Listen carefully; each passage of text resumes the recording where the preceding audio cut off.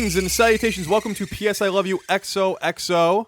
I don't know what episode number this is, but we'll figure it out later. My name is Colin Moriarty. This is Vince Ingenito filling in for Greg Miller today, who's off doing something. Vince from IGN.com.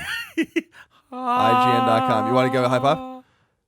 Just very softly like that. No, that's it. That's enough. No. That's enough. Oh, No more. I wanted the clasp, but he wouldn't give it to me. All right. I wanted the and then. Oh, that's kind of hot. It is. My dick moved like just a little bit. Some minor dick movement. Welcome to the show. You guys were asking for different kinds of guests as we could rotate them in when Greg and I aren't here. And so we have Vince here. Now, I do apologize to the fan base. As we said like a week or two ago, we did something like 40-something consecutive episodes with neither of us being gone. And then over the last 5 weeks, I think we've both been gone like multiple times. So the show is already falling apart. I thought I was going to be the first one. I'm like, oh, man, I fucked it up for everybody. But Vince, thank you for taking the time to be with us here today. We have pleasure. things to talk about.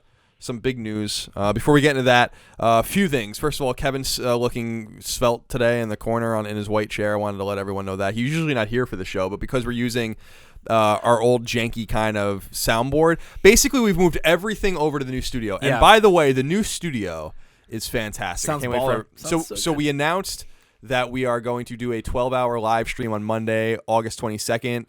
From 10 a.m. to 10 p.m. Pacific time. We're going to show the new look of all of the shows. And you're going to do a 12-hour No Man's Sky. Yeah, and we're going to play No Man's Sky and put a gun down my throat. So we are going to show the new studio, the new space. We're excited about it. Kevin and Nick have done an extraordinary job over there getting everything together.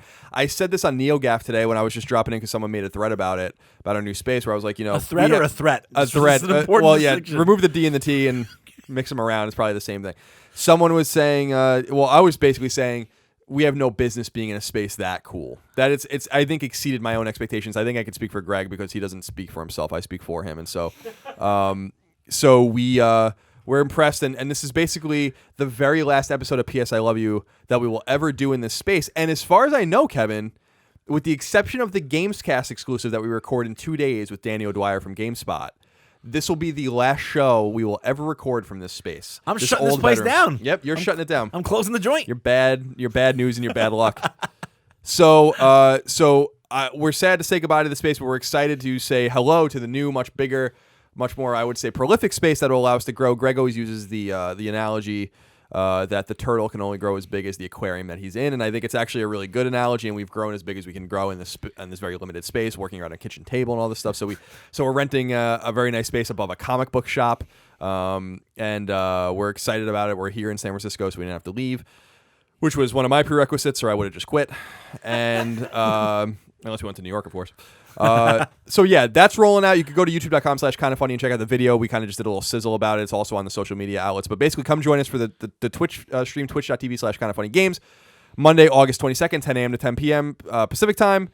All the new shows, a bunch of shenanigans. We're excited to show that off. Silliness. But in the mean, so this is it. And a little spoiler for continuity's sake. Next week's PS I Love You XOXO, we've already recorded. What do you think of that?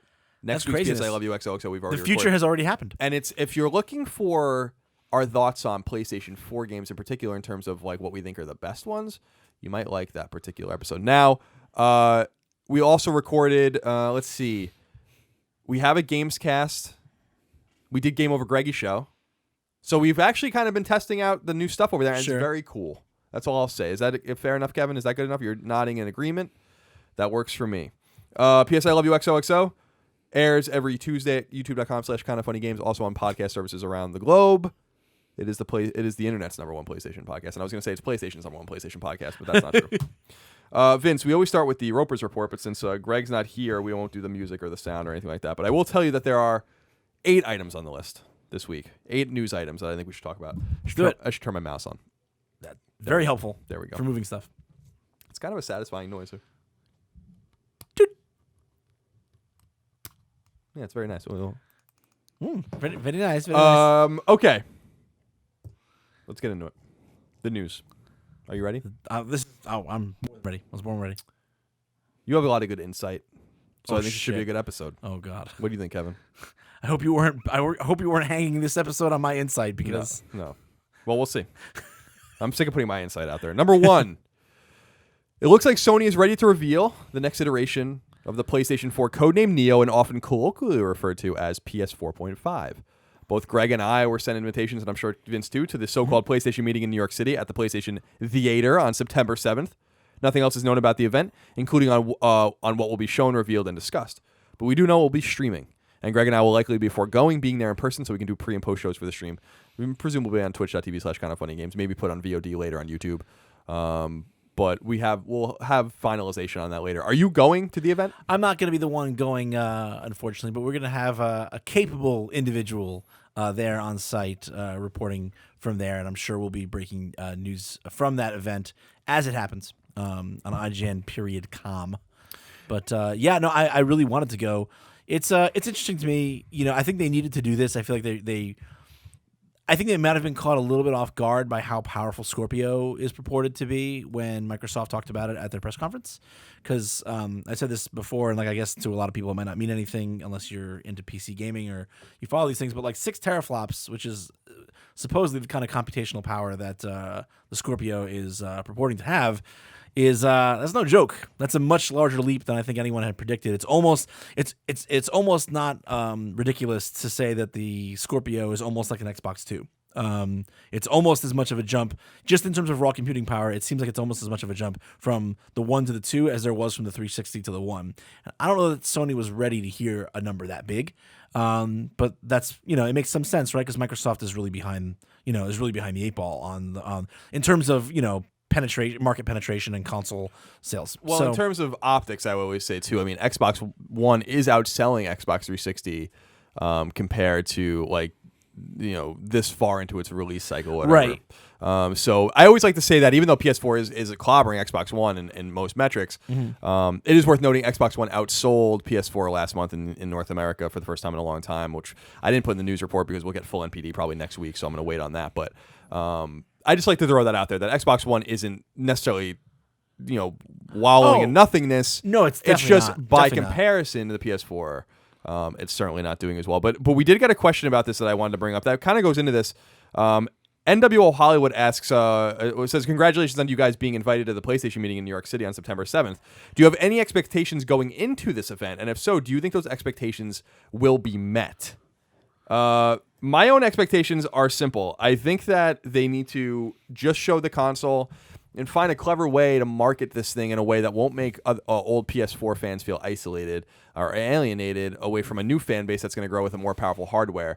Because I do feel like, as I've said many times, there's going to be some sort of issue, I think, with saying, this is God of War, and look how good it looks. Look how good Kratos and his son look.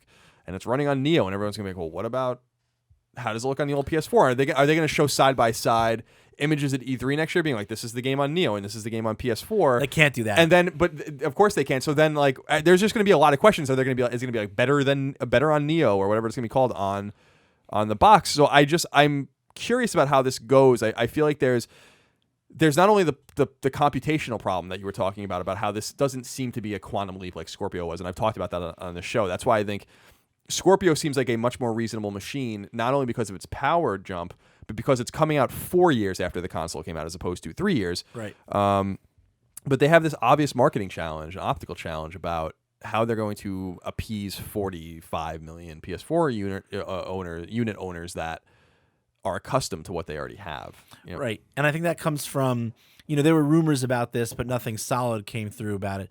There were rumors about Sony cooking up some kind of an agreement that all people who wanted to, all companies, third party, and obviously first, that want to publish a game on their platform are going to need to commit to a standard version and a Neo version. And that, you can't you can't make something that's designed to the Neo spec with the idea that it won't run well and operate well at the standard spec. It sounds like they have a plan in mind of some kind to make sure that PS4 owners, vanilla PS4 owners, aren't going to be getting the shaft. They may not be getting the better experience, but I think they're trying to put something solid in place to make sure that developers don't just shaft existing PS4 owners, because that would obviously be terrible for everybody. But that begs the question then, how do they sell developers and publishers on the idea that it's worth their time and money to essentially develop and certify, which isn't cheap, two versions of the game. But like, I guess my immediate counterpoint to myself though is that they're already doing that. You know, the PS4 was intentionally made in terms of its architecture to be very similar to a PC for a reason. That's that they can spec their games. Developers can spec their games on a PC version and then easily translate, you know, the performance or scale it down, whatever, for the console version. So, being as it may that PC games can be made to a whole variety of different specs, developers are kind of already in the situation where they're making several versions of the game.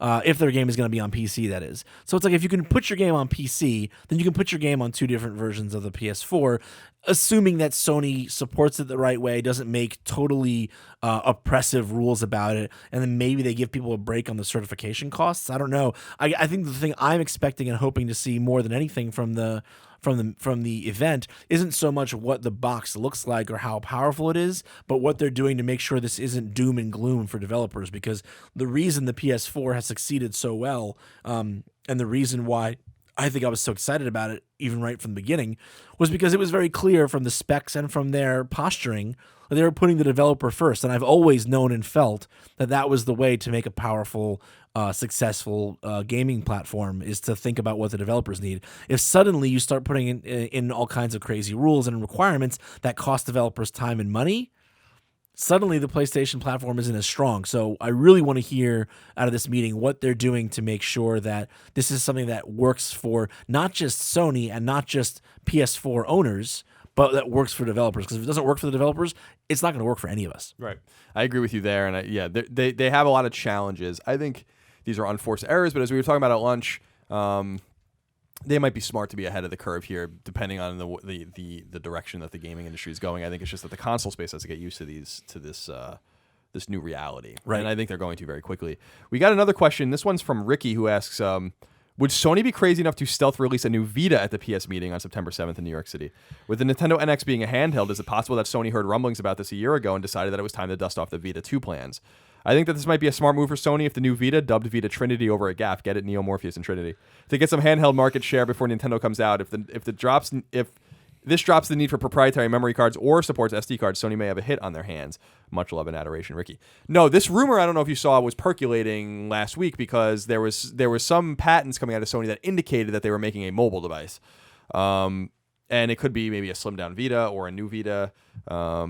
I don't know if you want to call it a new Vita, a new handheld. Who the hell knows what it would be called? I've often said that Sony's crazy enough to do it. I've used that exact terms, that Sony's absolutely crazy enough. And I'm sure that there were R&D plans, and I'm sure they R&D'd a new Vita or a new handheld before they realized that it wasn't necessary. I think that this is a left field kind of thing that would make me fucking so happy. Oh, both. But I just don't see why they would do that. Neither can I. The one thing that I think is more likely, Vince, is that, and Greg and I discussed this, I think, on Gamescast last week, but I think it's possible, is that in addition to revealing the Neo inevitably on September 7th, that they reveal a slim PS4, thus being able to precipitously drop the price of the PlayStation 4 and keep maybe Neo at the same price point or just a notch above $350, let's say.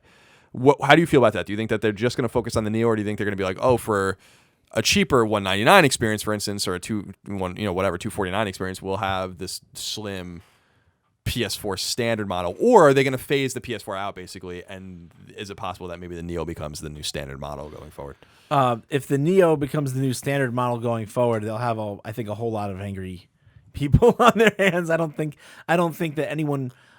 So that what I just spoke about before, right? The idea that they're possibly trying to think of mandates that will make it so that the PS4 Neo doesn't end up cannibalizing the PS4 market.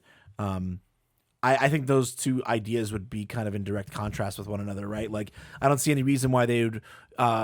We'd be hearing rumors that they're trying to make sure that developers develop for both systems if their plan is to eradicate one. And I don't see any reason why it would be a good idea for them to take something that's selling so well for them and pull it off the shelves entirely. That doesn't make sense, I don't think, for anybody. So I don't think that'll happen. What I do think for sure is, what I know for sure is that you cannot talk about the PS4 Neo without talking about the PS4. You cannot talk about what this new upgrade system is going to be and what it's going to mean for the future, and not talk about what the PS4's place in that future is. So do I think a Slim is coming? Not necessarily. Honestly, maybe this is just me being a fanboy or whatever, but I think the PS4 is designed already so impeccably that there's really no need for a slim. I don't think you need. I've never once looked at my PS4 and go, wow, wish that was half the size. Like that's just never anything I've ever felt. So you're referring, of course, to the fat PS3 to the 2009 slim model, which was kind of imperative, right? Not only to drop the cost of it, but also from a sleekness perspective. Sure, exactly. They can certainly drop the cost of and improve the cooling and performance of the PS4 internally without making drastic changes to the footprint, though. So I like with all hardware, they'll continue to do that and continue to drive their own costs down in that way. And of course, they'll continue to eventually pass the savings on to the consumer and lower the price. And that's the one thing I do totally agree with you about what you were saying, is that I would be shocked if this PS4 Neo event didn't come with a new price point, a first price point for the PS4 Neo, but also will come with a brand new lower price point for the PS4, which will just make the PS4, which is already selling like hotcakes, just fly off of shelves. And but at the same time, it's funny. Now I'm second guessing myself. I was going to say that, but can you think of a bigger way to undercut your trying to sell a new piece of hardware than to make the one that it's supposed to be the upgrade to cheaper? I mean, isn't that going to make more people go, I would rather just buy the cheaper one? Yeah, this is the conundrum, though, because this is what we were talking about a little bit at lunch. It's not something I had considered actually until recently in this most basic form, which is if the PS4's jump isn't as quantum as the Scorpio's jump, right? And if you're really only getting 20% more power, whatever it is, like 25% more power, and it runs PSVR better or whatever, and you need a 4K TV and all this kind of stuff, is the way to make it more valuable to make the other one look cheaper? Like is that like they have to? There's got to be at some point they're gonna have to make it's gonna be a gambit at some point to be like, there's only a few ways you can do this. Either, and I think there are pros and cons for all of them. I don't necessarily think that it's necessarily all downside for them to say like we're not manufacturing PS4 anymore because this new one is gonna be the same price as what we're selling now, and it's just more powerful, and we just don't need the old one anymore. But the old one's going to work fine for you. Well, at the end of the day, we'll have 50 million of them in the wild, and we're not going to stop making games for them. It's just that like this is the console moving forward. It's this way. And I think that this became a more possible kind of thing when the new Xbox S or whatever it's called, Xbox One S, is more powerful than the original Xbox One in some like minor way. Yeah. And so they could just be like, well, this is the way it's going to be now. And we'll fire sale these old ones. We have a few million like laying around or whatever. So I don't necessarily think it's all downside, but I do agree that they will probably sell these concurrently to each other. I just think that the way to make the new one seem more valuable is to precipitously drop the price of the old one. And I'm talking like a significant price drop, like $199. And then makes it so it makes it more accessible. They sell a bunch of those units, but then they're like, but this other one we're look how much, even though it might not be true, like look how much more valuable it is. It's $150 more expensive. Of course, it's better. Sure, I think that there's got to be some sort of smoke and mirrors here because I don't think that the console even really needs to exist at all. I mean that's been my kind of case. That said, I'm going to buy it day one, but. Right, and the tough thing about it too is that like no matter which way they go, they're gonna have to do some spin doctoring to not piss somebody off. The only reason I think that they might not do what you're talking about is because I think if you drop the PS4's price that low to the point, you might create the perception amongst people who already own it that it's the budget option now, and then you're definitely gonna invite the ire of people. They're gonna feel like they invested early on something that Sony has already decided to give up on, and they haven't decided to give up on it. And I'm sure they're not gonna just give up on it. At least they said they haven't in any case. But it is gonna create the perception in people's minds. I'm like, if mine is now the $150 model, then well, A, what did I buy it for, and B, that just in my mind makes me feel like if I don't have the Neo, then I don't have a PlayStation 4. I don't have, I have a pretend PS4. I have a knockoff PS4, and I don't think they want people to have that perception. So I don't think they'll do it quite that way. I don't know. We'll see. Well, all right. So exit questions then, twofold.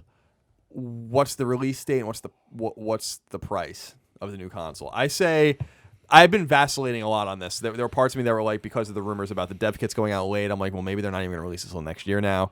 But they can spec to PC and kind of port these things over quickly, so I'm not necessarily sure that that's the case. I'm gonna finally settle on October 13th, the day PSVR comes out, is going to be the day the console comes out, and I'm gonna say $300, same price.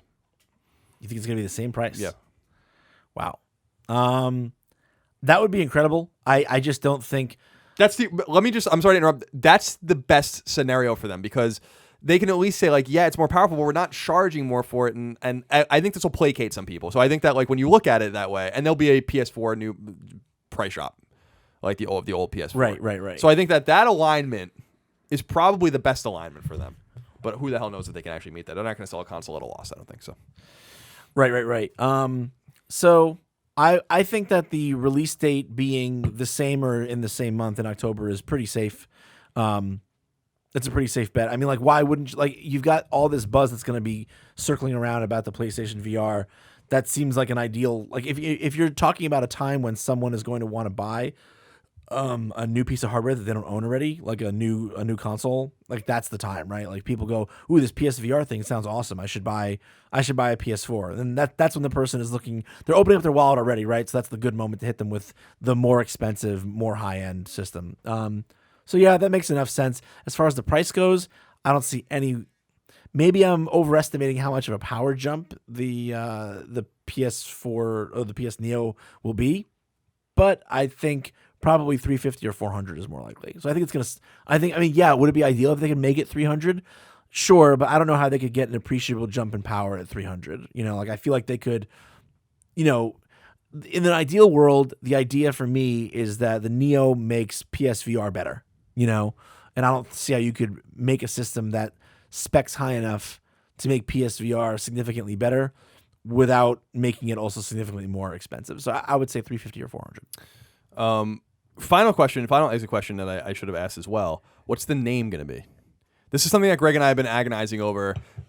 Tim thinks, for instance, and I think that depending on how they go, that they might just call it PlayStation 4. Like it might just be like, it's just PlayStation 4. We might have a different little. It's like the old codes on the back of the old PlayStations where it was like 1 and 2 and 3, like 1000 series. Yeah, exactly. Right. And I think it's gonna be called PS4 Plus. I think PS4.1 or PS4-2. Like I don't. No, they won't get into numbers. What do you think? That's too much of a marketing mess for them. They would never get into the numbers. I agree with you. It'll be they'll go they're going to go the route of the hardware model that they're kind of following, which is the tablet and phone market. So they're going to go with something like PlayStation 4S or PlayStation 4C or PlayStation 4 Plus, like you said. Yeah, I think it'll be. I don't know why, but I feel like PlayStation 4R sounds cool. What would the R stand for? Like reimagined? I don't know. What kind of marketing buzz term do you think that they would? Well, R will stand for what it always stands for. What does it stand for usually? I don't think I know. R. That's all you need to know, Colin. That's it? That's it. All that's right. how you win at marketing. Okay, that's marketing 101, I guess. Make it sound cool and have no good reason for it. I do think, the funny thing about this, Vincent, I don't want to belabor the point too much. We'll move on to the next issue here.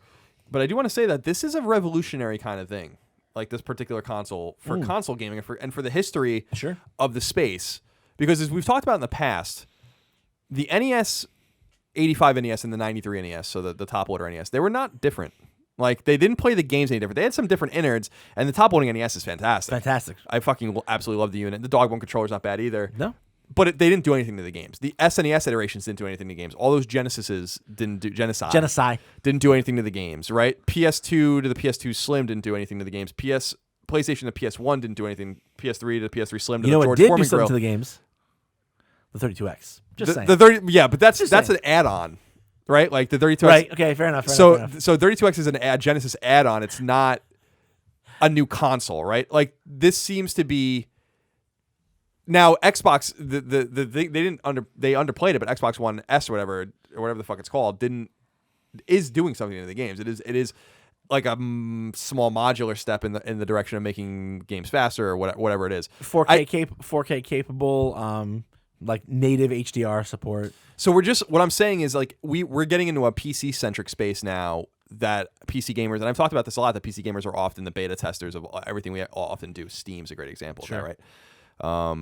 And I think that from a historical standpoint, this is kind of significant because we're now getting into the space not of literally modular consoles, which I think would be way smarter. And I don't know how they would do that. I'm not an engineer, but they should have figured out how to do that a long time ago. That makes me sense that they did not anticipate this when the PS4 came out, or at least when the PS4 was designed. But we're getting into a space where we're going to iterate quicker. for better or for worse, and we're going to see how that all works out. I think price and perceived value is going to be those are the big hallmarks of this, and if they can overcome those, they're going to be just fine. So we'll see what happens. Number 2. PS4's next big firmware, firmware 4.0, codenamed Shingen, will soon be undergoing a public beta. And now, for the first time, we know what this firmware update is going to do to our PlayStation 4 consoles. Have you seen this story yet? I've read the notes, yep. Sony's John Kohler wrote the following on PlayStation blog about what we can expect. So I thought I'd just read it straight out off the blog so we don't skip anything. Yeah. Because there's like 6 things that it does, it seems like. I think. Maybe 5. UI refresh. We've made a lot of adjustments and improvements to PS4's main user interface. That includes some changes you may notice right away, like new system backgrounds and a revised What's New tab, to smaller changes, like updated pop-up notifications and redesigned system icons. As a whole, it all adds up to a more refined and easy-to-use UI. The overall look and feel of the UI remains the same. It just has a fresh coat of paint. Quick menu. As you know, pressing and holding the PS button on your DualShock 4 brings up the quick menu. We've overhauled this menu to make it faster and easier to use. One big change is that the menu now only covers a portion of the screen, meaning you don't need to leave gameplay entirely. So that's interesting. We've added several new items to the quick menu, letting you quickly get info without having to go back to the home screen. You can see the online status of your friends and shortcuts to quickly access your party, favorite groups, communities, and more. You can also customize the quick menu, removing or adding items as you see fit. Number 3 is share menu. We've given a similar overhaul to the share menu, which appears once you press the share button on your DualShock 4.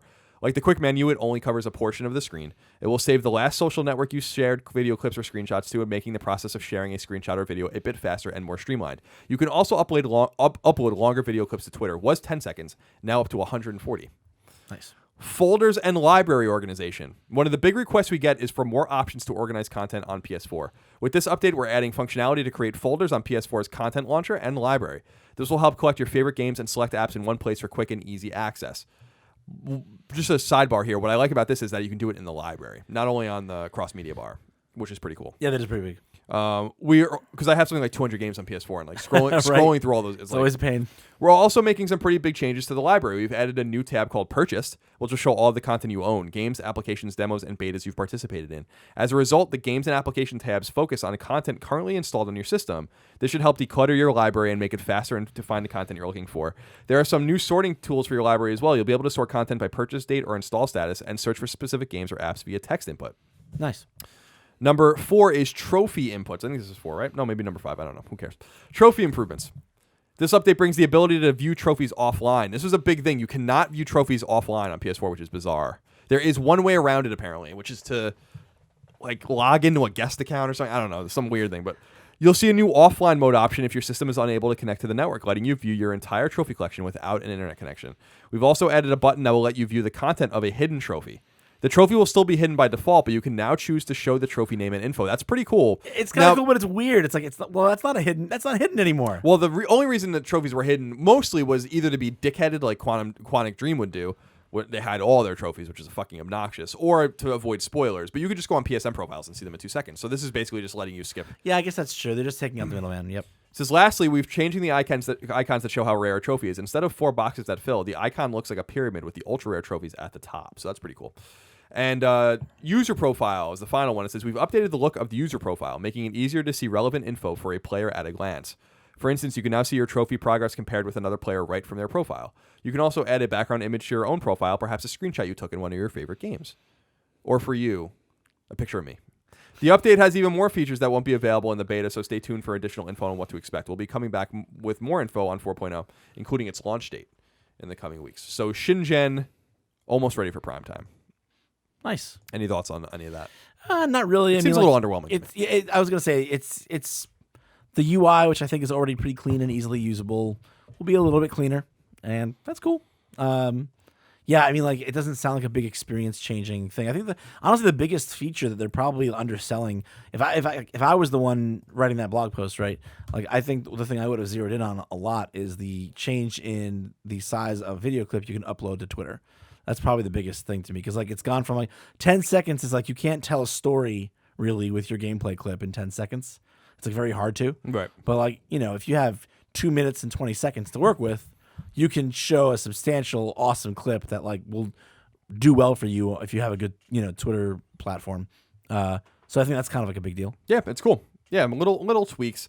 I feel like it's a little underwhelming for the 0.0 updates, which are the massive ones. I feel like Right. Like this is supposed to be like the new generation, like year 4 of the firmware. Yeah, So you're right. maybe they'll be coming quicker, and we'll get a more substantial one in the future as well. Number 3. This is big news. This would be the biggest news of the week, if not for those other 2 pieces of news, in my opinion. Final Fantasy 15 has been delayed again. The word comes by way of publisher Square Enix, which revealed that the game will now come out 2 months later than it was originally supposed to come out this time around, and will now launch on November 29, 2016. In a statement, Square Enix says that, quote, this release date will allow the development team time to further polish and conduct quality testing so that the reality of the game can match the expectations of both the fans and the creative teams, end quote. Hajime Tabata, the game's director, said, quote, from the moment we joined this project, our vision was to create a level of freedom and realism previously unseen in the series. Regrettably, we need a little bit more time to deliver on this vision and are confident that this new release date will help us achieve this. As the director and lead of this project, I wish to personally apologize for the additional wait. As a team, we want Final Fantasy 15 to achieve a level of perfection that our fans deserve. We kindly ask for your understanding, end quote. In a video of Tabata, distilled by NeoGAF user Duckroll, he further said that the game actually went gold the other day, and that they are basically planning a major patch for day one that they are now going to fold into the disc itself. So basically, they were going to get about month and a half to or maybe like a month because they have to certify it to patch the game. And now basically they're just going to fold the patch as well as additional tweaks into the disc and then probably print that disc in November. Mm-hmm. So not a huge surprise. I think I predicted this was going to happen. I'm surprised that the delay is not more substantial. The rumors about this game, and I can't substantiate them in any primary source sort of way, so I'm not going to say anything about like that. But the things I have been reading and hearing about this from various places on the internet is that the game was in terrible shape. It has not been demoing well. It's not been demoing well, but apparently also, and who knows if you can take this stuff with a grain of salt or not, I don't know what you've been reading, that the game is like just generally not in good shape, like not ready. And whether or not that's true or not, I don't know. But this seems to indicate that is in fact the case. Because I don't buy for a second in the era of day one patches, e.g. No Man's Sky, in which they released a patch that fundamentally changed the entire game, that they can't just patch the game. They need more time. And so the game might have gone gold, but they're going to go gold again. So do you have any thoughts on this? I have very little hope in Final Fantasy 15 being anything better than good. And I hope it'll be that. I really do. But so far, every demo that they've shown for that game is it's beautiful and also underwhelming in terms of like the implications for, as far as gameplay goes. And this kind of like indicates to me that, my biggest fear when I saw the first demos was like, this is beautiful and it's expansive, but I don't know if this is like, I don't know if you can inject a world this big or this detailed with, I don't know, the kind of character and the kind of like gameplay depth that I expect out of a Final Fantasy game. And I feel like this delay kind of runs in line with that thinking. It sounds like they're struggling just to get this beast, to stay on the rails, let alone, flesh it out and make it something substantial from a gameplay end of things. So I don't know. I was already concerned about the game, and now I'm doubly concerned from a business standpoint. Also, they miss Black Friday in America, which is, a big deal. I mean, not to sound like, America is the end all and be all. Obviously the game is, it is the biggest market for video games. It is the biggest market for video games. And increasingly like that is, Final Fantasy is still, I'm not going to say it's not a big deal in Japan, but it's not as big of a deal as it used to be, No, especially not with what's coming out around it. Exactly. And that's where this question comes in here. In a way, Lavitz asks us, greetings and salutations. Now that Final Fantasy 15 has been officially delayed, do you feel sales of the game will be impacted by releasing it in the packed month of November? And do you believe it might still be pushed back to early 2017? Excuse me. I don't think it's going to get pushed again. I don't know that they can do that. Like, if they push the game again after delaying it 2 months, after having this whole ridiculously extravagant release party thing that they did, you're really fucking up at this point. I think they're smart to get away from Persona in Japan. Yep. That's what a lot of this has to do with too. Like I was saying, they're not necessarily the biggest thing in Japan anymore. That's because Persona is. Persona is. I think Persona 5. I've said this. Like Persona 5, I think will outsell Final Fantasy 15 in Japan. I think so too. And I'm starting to wonder because of Final Fantasy 15 is gonna sell millions of copies in the West. There's no doubt about it. People are excited about it. I'm sure they're gonna have a marketing push. It does come out at an awkward time, yet Christmas is right around the corner. You can sit with it. It's not necessarily the most terrible release timing, I don't think, because people that play Call of Duty aren't necessarily gonna play this game. I'm not saying those two don't really cannibalize I play them. both of them, but I mean like a lot of exactly. They don't necessarily or even intrinsically cannibalize each other, right? So there's no worry there. My concern is twofold. The game is actually getting comically long in the tooth. Just in it was announced when I was in college. I'm 31, right? Yeah. The game was announced. Everyone's like, well, it wasn't really Final Fantasy 15. I'm like, shut up. It was Final Fantasy 15 this entire time, and it had a different name. It's the same game. It's been in development. It's embarrassing, right? That like the game's not out yet. They should have released it. They should just fucking release it, right? But delays, as common knowledge goes, as conventional wisdom goes, right? Delays are never bad for a game. It can only make the game better. They're not going to delay the game and make it worse. Sure. So whatever we get in November is going to be probably better than what it was. Now, if the game is a 6 or something like that in November, then you have to imagine they were working with like a 5. 5, right, exactly. In September. This game doesn't appeal to me at all. I want to play it out of the most morbid sense of curiosity. Like, I can't even describe to you how morbid that sense of curiosity is. Like, I just need to see it. I need to see what's in this game's DNA, just for my own edification. The bigger thing does have to do with Persona, and I do think the one thing that's going to hurt it is it was going to come out 2 weeks away from Persona, which is not good for that game. And now it's going to have a little bit more space. But now people are going to be able to digest Persona in Japan. Yep. And this game is going to be directly compared to it. And I'd be absolutely shocked if this game was anywhere in the same league as Persona 5, which I think people are already pretty much understand is going to be a great game. It's going to be spectacular. Now, I don't want to prejudge it. I'm not a Persona fan. I just know the way people feel about Persona 4, about how much time the Internal Atlas team Persona team took on this game. They haven't made a game in a long time. Catherine, really their first big AAA game.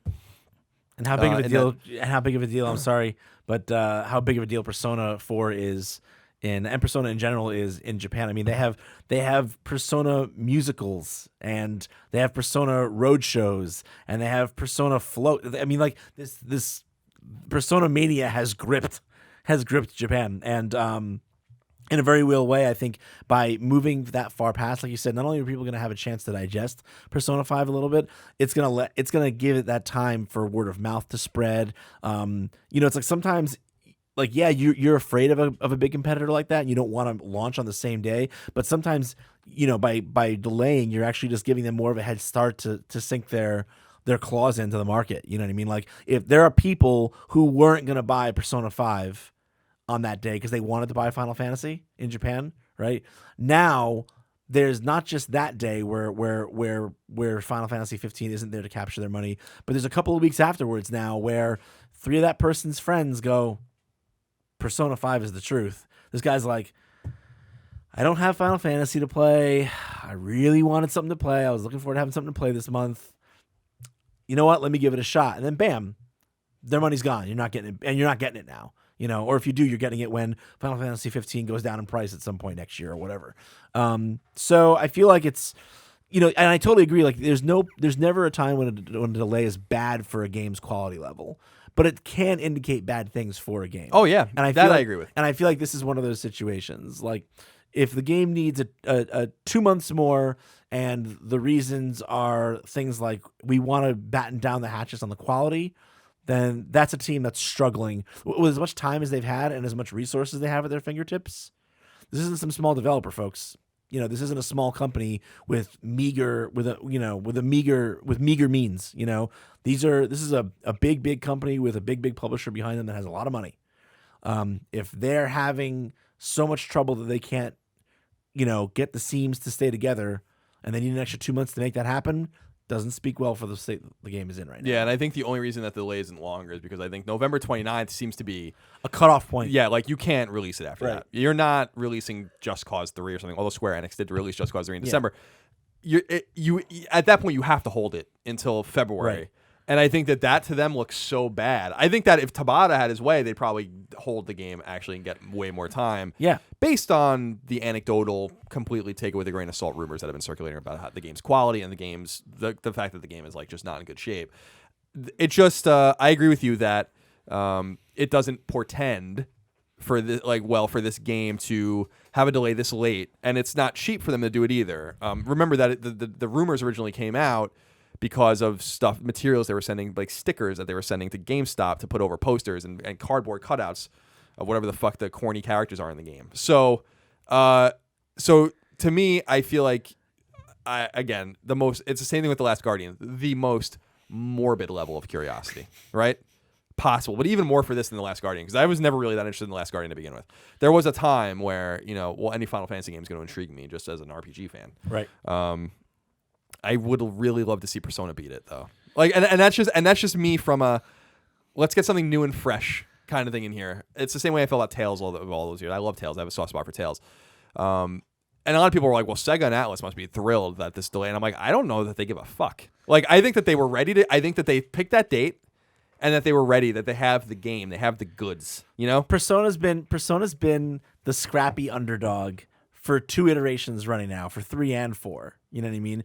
They've been the scrappy underdog for a few iterations running. They're that competitor who you're like, this guy's got more talent, he's got more heart, he's got more tools, but he just hasn't had like a strong a training regimen around him, or he hasn't been on as good a team. Like Persona 5 represents, Atlas putting the full weight and resources that they have behind a game that they know, a franchise that they know is waiting to explode into the upper tier of RPG franchises, and they're like, well, this is it. They've proven it 2 games running now, and we're gonna put all our money and all our resources behind it, give them the time and space they need to make something special.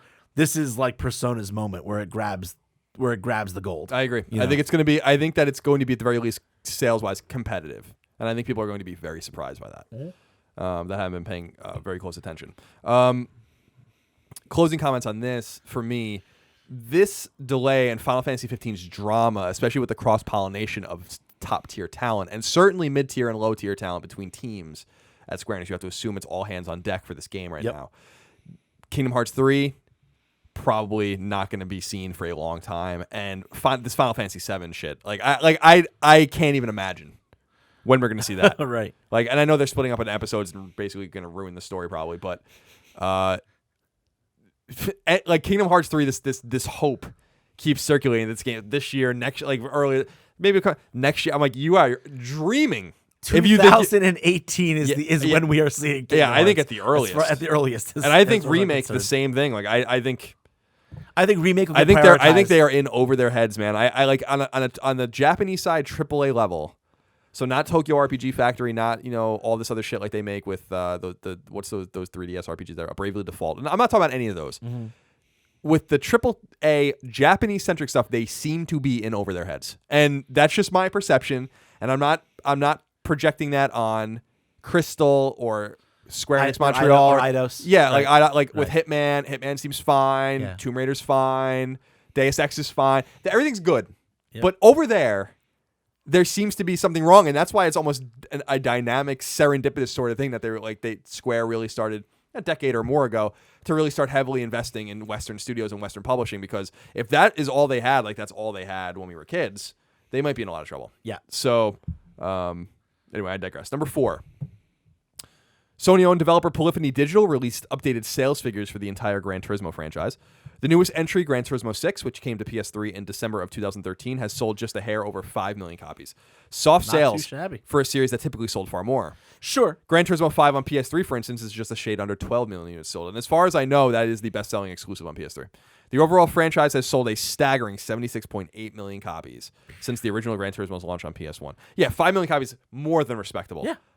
If you look at their sales figures, right. In terms of the past, sure, not so much. But I mean, it was a bad time to release that. It was a horrible December after the new console came out. Yeah. I mean, it was at that E3 where we were playing it. It was being this is what happened. I went straight from playing Forza 4 for Xbox One, or was it 5? damn it.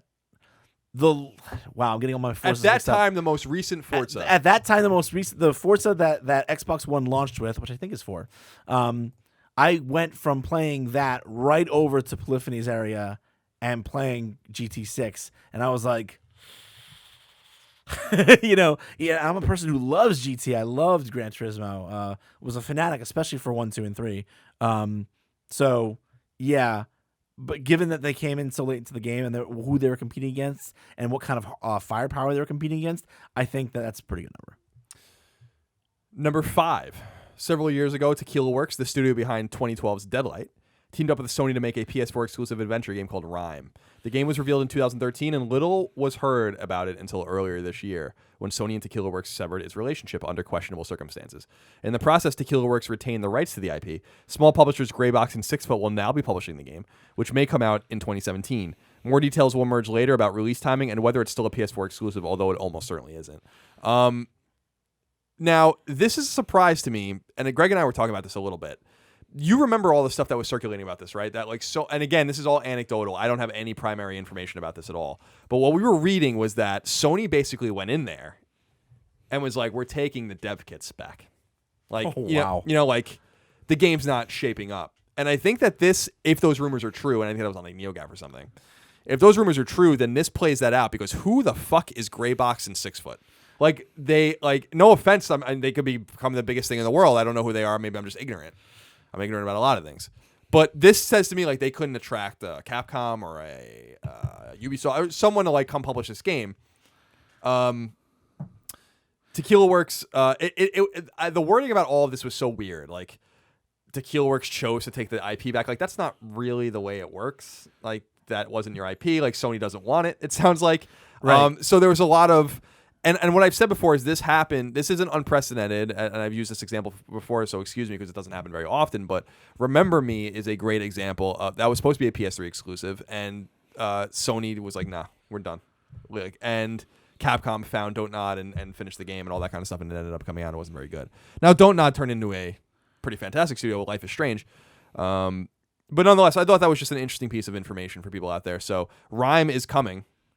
It will presumably at least be on PlayStation 4. I don't think it'll be an exclusive. It's being published by people you've probably never heard about. Tequila Works is still working on the game. I really need to know some finite details, though, on the souring of that relationship, because there was a lot of interesting chatter out there. And not all chatter is true, right? But when you're reading these insider forums and Reddit posts, you can sometimes tell. There's at least a kernel in there. Yeah, someone's saying, Sony wouldn't invest. I was at Gamescom when that game was revealed. You wouldn't just put a game on the stage and then invest money in it and give it first party resources and basically turn into a de facto second party, and then be like, no, never mind. Something happened.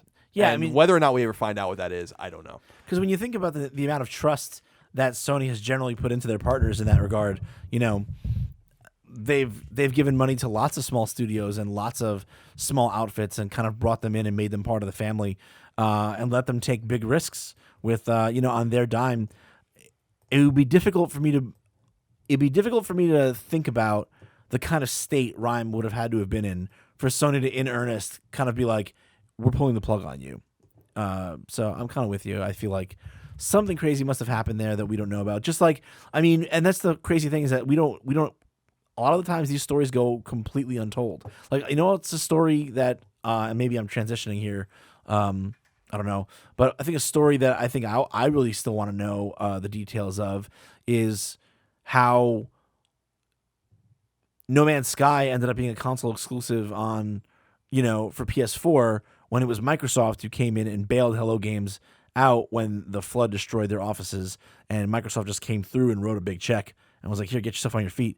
And then somehow the game ends up on I've heard some interesting I just don't There's know. There's got to be a story there. There has to be a story there. We'll never know it. And it's possible that this Rime one will go down in history the same way. We'll never really know probably what really happened that made Sony.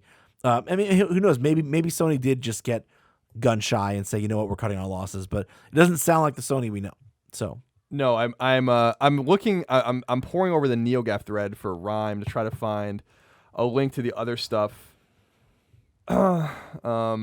I can't find it, but there was like I think it might have been on Reddit or something. I don't know. People can go look at it. Again, it's who the hell knows if it's true or not. Right. But a lot of it was basically like the game was in really bad shape, like and they had to like pull the plug. But who knows? Who knows? Next story is number 6. Activision and Bungie has announced Destiny the Collection, which will bundle pretty much all of Destiny's downloadable content into one $60 compilation.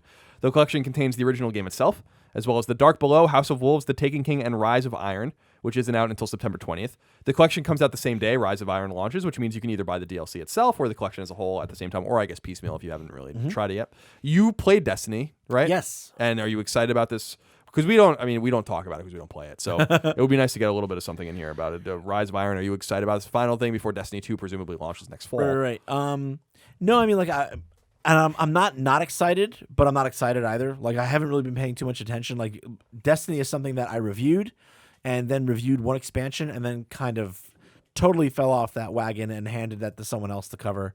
Jose does, Otero does the bulk of our Destiny coverage, and Destin Legary also over at IGN does a lot of the video features and gameplay stuff and like Let's Plays and whatnot. So I've kind of walked away from that franchise for the most part, not for any huge reason. I think it's totally fun and solid and inoffensive, but like I don't have any strong feelings about the new content. For me, it's like they're doing the Diablo 3 thing almost. I feel like Destiny's in Diablo 3 mode, where the base of what came out was so flawed in terms of its structure, and then they recognize that, and through release, like DLC release and expansion release after release and patch, they patch it to be as good as it can be based on what the foundation that it was built on, but it's still never going to be as good as it could have been, right? And I feel like that's going to be like, I'm more excited to see what, with Destiny 2 and with a fresh slate, I'm interested to see what they throw out the window and what they rebuild, because this is their opportunity to take everything they learned from all this time of OG, like vanilla Destiny, and build that in from the beginning so that it's there as a structure rather than something that gets kind of tossed on top as a Band-Aid. So that I'm excited to see. I'm excited to see what lessons they've learned and if they make good on their promises, or if it ends up just being kind of the same thing as Destiny is now with minor tweaks. But yeah, I don't know. I'm more interested to see what comes next than the last expansion. That's just me though. I have no valid input. Number 7. Nordic Games, the Austrian publisher that purchased a bunch of defunct THQ properties during the Dead Publishers bankruptcy fire sale in 2013, has announced that they will now be called THQ Nordic. Nordic paid some $5 million in 2013 for Darksiders, Red Faction, MX vs. ATV, Destroy All Humans, Summoner, and more. The company has 23 games in development right now, of which 13 are still secret and unannounced. Quote, needless to say, the majority of these projects are based on former THQ-owned IPs and franchises, end quote. This is according to a company statement. I tweeted out kind of a snarky kind of thing about this. This doesn't seem like a very good idea. Not only no one knows what Nordic's capable of. Now, Nordic getting Darksiders is pretty significant. Everyone's like, well, THQ had some promising stuff. And I'm like, yeah, you could probably make hay with Red Faction again if you wanted to. Or maybe even Summoner, like something that's been dead for a while. But the most valuable IPs seem to have gone elsewhere. Like South Park went to Ubisoft. Deep Silver got Homefront and Metro and all this other stuff. WWE went to 2K. Right, WWE went to 2K. Yep. Homeworld went to Gearbox. I'm like, guys, like they bought like Destroy All Humans. Now they got for $5 million, like for all that IP, not bad. Yeah, and a surprisingly fun couple of games they were back in the day. But I don't think that they're going to be making billions of dollars with MX versus ATV. No, 23 games in development. This is what I was joking about with Greg. That's probably more, actually a pretty significant portion more than the first party games that Sony has. I was just going to say the same thing. I'm like that's the I guess in some world they'd want to get on a microphone and be like, guess what, everyone? We're not developing 1 or 2 or 3 or even 20 games, but we've got 23 in development, and I guess they feel like that's a good thing. But all I can think to myself is a new upstart publisher that's trying to shepherd 23 games to store shelves. I'm like, that sounds like a disaster. I'm like, I want to hear that they're focusing. Like the last thing I want to hear for to The last thing that makes me feel like a publisher is healthy is that they're putting their finger in a million different pies and spreading their resources thin across a ton of games that I probably won't care about. Yeah, Like, what makes me feel confident is if they go, you know what? We know what our audience cares about. We know what sells. We know what's successful. We know what had potential. It's these 3 IPs. And right now, we're just going to focus on getting those 3 IPs to being like pillars of revenue for the company, and then we'll expand from there. That would be like a response. I mean, I'm no CEO. I'm no, I don't work that gig. So maybe I'm wrong. Maybe I'm talking out my ass. But I feel like from the outside looking in, telling me that as a new upstart publisher, you're trying to manage 23 projects makes me go, you're going to be gone in 2 years. Yeah, I think it's got bad news written all over it. I mean, I think that's obvious. That said, I love Nordic. And I love Darksiders, and the fact that there's a chance for a Darksiders 3 to happen, and that it be in the hands of the team that made the first 2 makes me extraordinarily happy, and I'm excited about that. The 2 things that are interesting to note about Nordic is, number one, they're Austrian, so I don't know. This is important simply because I don't know what the country of Austria has in terms of tax benefits or investment, a la Canada, into game developers, Poland. or Poland. Yep, which is why a lot of stuff's coming out of there too.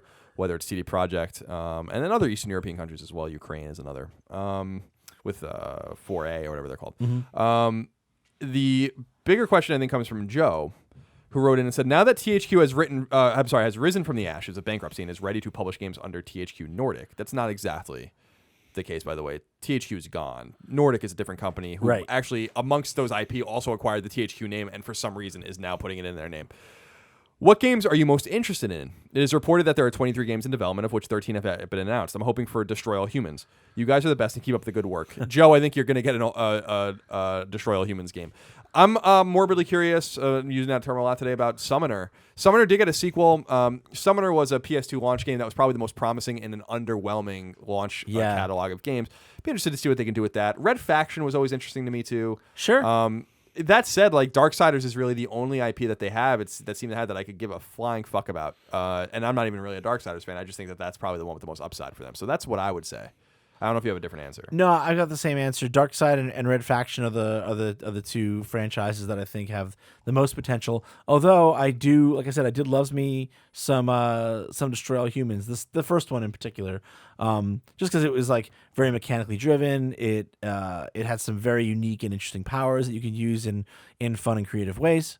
And of course, it had going for it that whole oh God, what's the name of? I'm trying to think of it. What I was going to say is it's great. Some people love playing games, especially sandboxy games, where you can be the bad guy and kill stuff. And it was funny to be this little alien dude going around just murdering and or abducting human beings.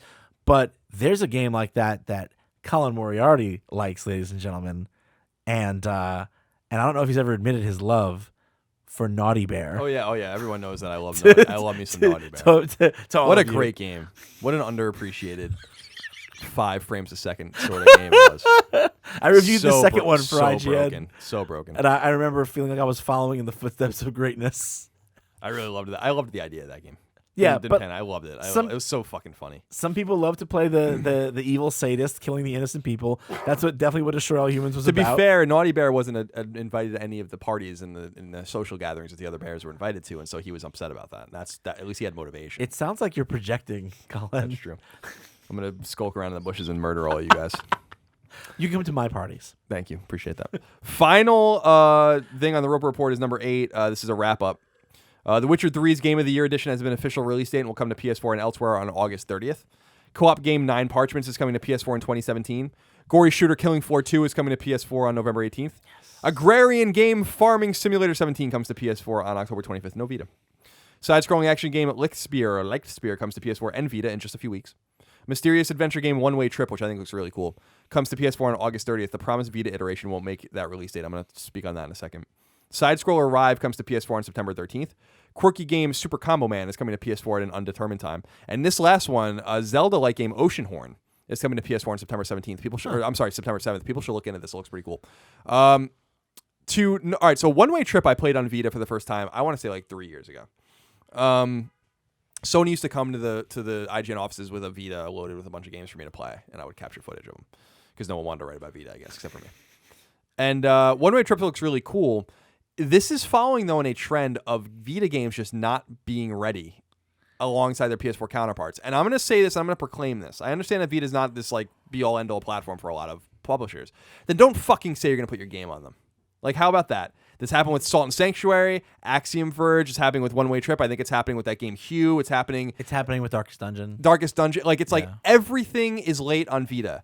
And we want to play it on Vita, so just don't tell us you're going to bring it to Vita. Make it immediately clear that it's not a priority for you. We're still waiting for all these goddamn games that were supposed to be coming to Vita. There's a lot of them. It's not like there's a few of them. It's like, where's Banner Saga? You know, where is it? Yeah. Where is Salt and Sanctuary? Why did Axiom Verge take a year to come to Vita? You know, like, we are here. We're buying games, and I want to speak out for us because I feel like, and One Way Trip is just the most recent example. It's like, just stop it.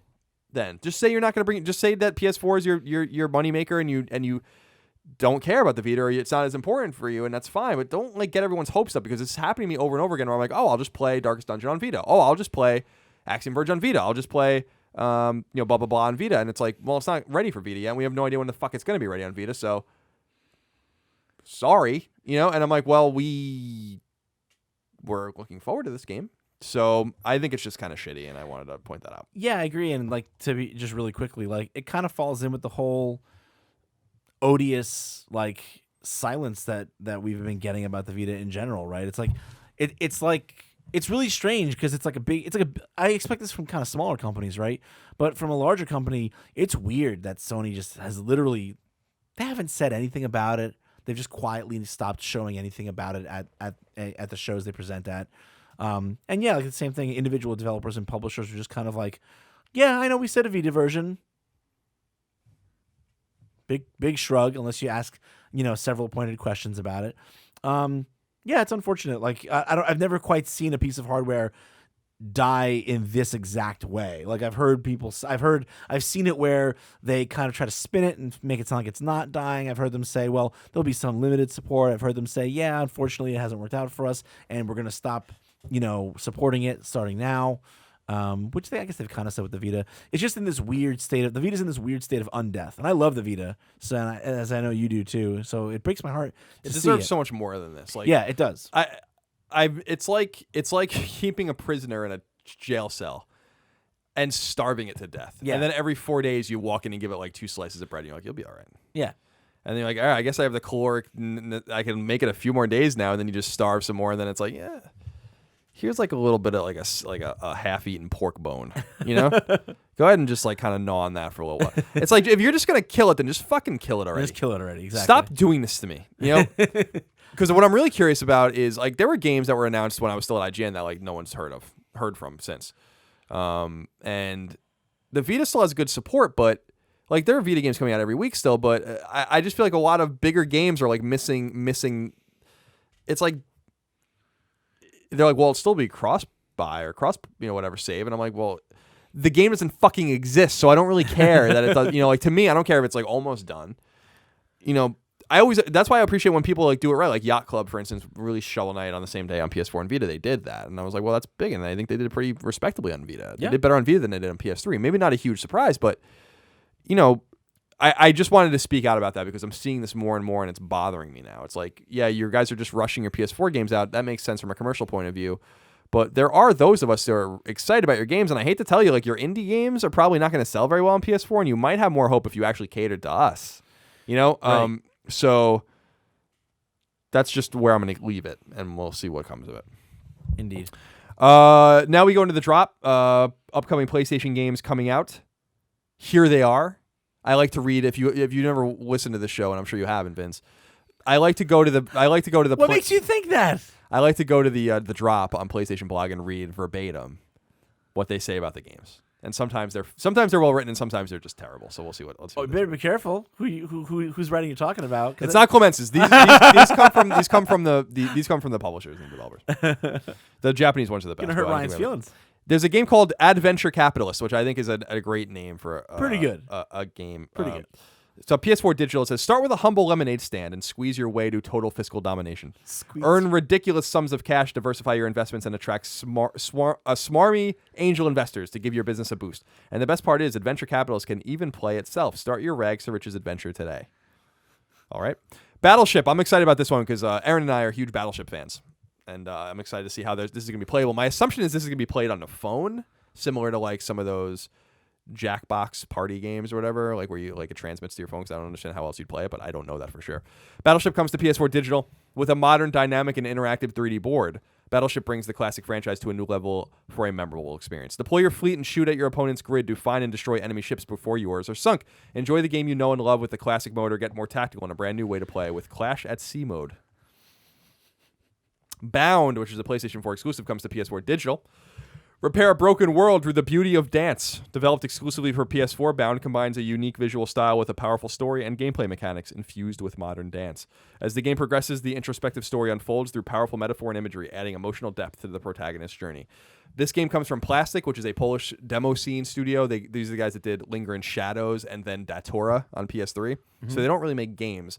I started playing this, and this seems to be more gamey. I played it for about a half an hour, and I was like, I just can't right now. I can't do this. You guys are just dancing around. I'm like, I'm sure it's fine. I'll give it another shot, but I can't right now. Every once in a while, like I love this man to death, but it's so funny. He's one of the most intelligent people I know. Every once in a while, he finds a way to word something or talk about something in a way that makes him sound like he's the most dismissive jerk, but he's totally not. He's really not. But like when you talked about that game just now, you're like, these dumb people with you dancing and you're moving around like a cute little petunia and where's the meatballs? Yeah. Where's the guns? I just can't. I was like, but it's not comp. I just can't. I've been playing a lot of Mega Man Legacy Collection again, like the challenges, like the deep challenges, though. And just having a lot of fun with that instead. So Bound, it was just like a weird. It's the literal opposite. It was a little jarring. It's a total no. But I want to go back to it because I think it's probably gonna be good. I always found Plastic to be interesting. Like Datora was a letdown for me. But Datora was also the PS3 game. I'll never forget this as long as I live. This was like Datora was a very early like pre PSVR, like they were I don't know if you remember, they were experimenting with that game like at demos where they basically had like PlayStation moves duct taped to some like janky PS like, or some VR unit, and like they were like doing weird shit with it. So I remember at GDC a couple times. Yeah. So I was like, so they're trying. Doodle Devil comes to PS4 digitally. Says embrace your dark side. While Doodle God was creating the universe, Doodle Devil is also having some fun. The same addictive puzzle gameplay that made Doodle God a hit is back, but with an evil twist. So they're trying. Where's the meatballs? Dungeon Punks. Where are the guns? Dungeon Punks comes to Vita digital, cross-buy with PS4 version, which I guess is already out or will be coming out. Dungeon Punks is a fast-paced action RPG with a unique tag team fighting system. Recruit 6 mutant heroes from werewolf spellcasters to lizardman warriors and battle in 12 stunning arenas with epic boss battles. F1 2016 comes to PS4 digital and retail. This is out the 19th, so this is a Friday release. It says, create your own legend in F1 2016. Get ready to go deeper into the world of the most prestigious motorsport than ever before. That's a weird sentence. Work with your agent, engineer, and team to develop your car in the deepest ever career experience, spanning up to 10 seasons. Grow Up comes to PS4 digital. Bud, an adorable yet clumsy, stumbling, tumbling robot. Spaceship wreckage scattered across an entire planet of abundant alien flora and thrusting star plants. A distant moon with your spacecraft's beating heart yearning to be rescued. A fantastical acrobatic adventure in a world that's as challenging as it is beautiful. Welcome to Grow Up. Well, thank you. It's a bad write-up, too. The Huntsman Winter's Curse comes to PS4 digital. I think this game looks... You're interested in this. Winter is fast approaching as Queen Freya's army marches relentlessly. Beneath the shadow of that deadly war, Elizabeth's life on her family's farm in Vardhelm comes to an abrupt end.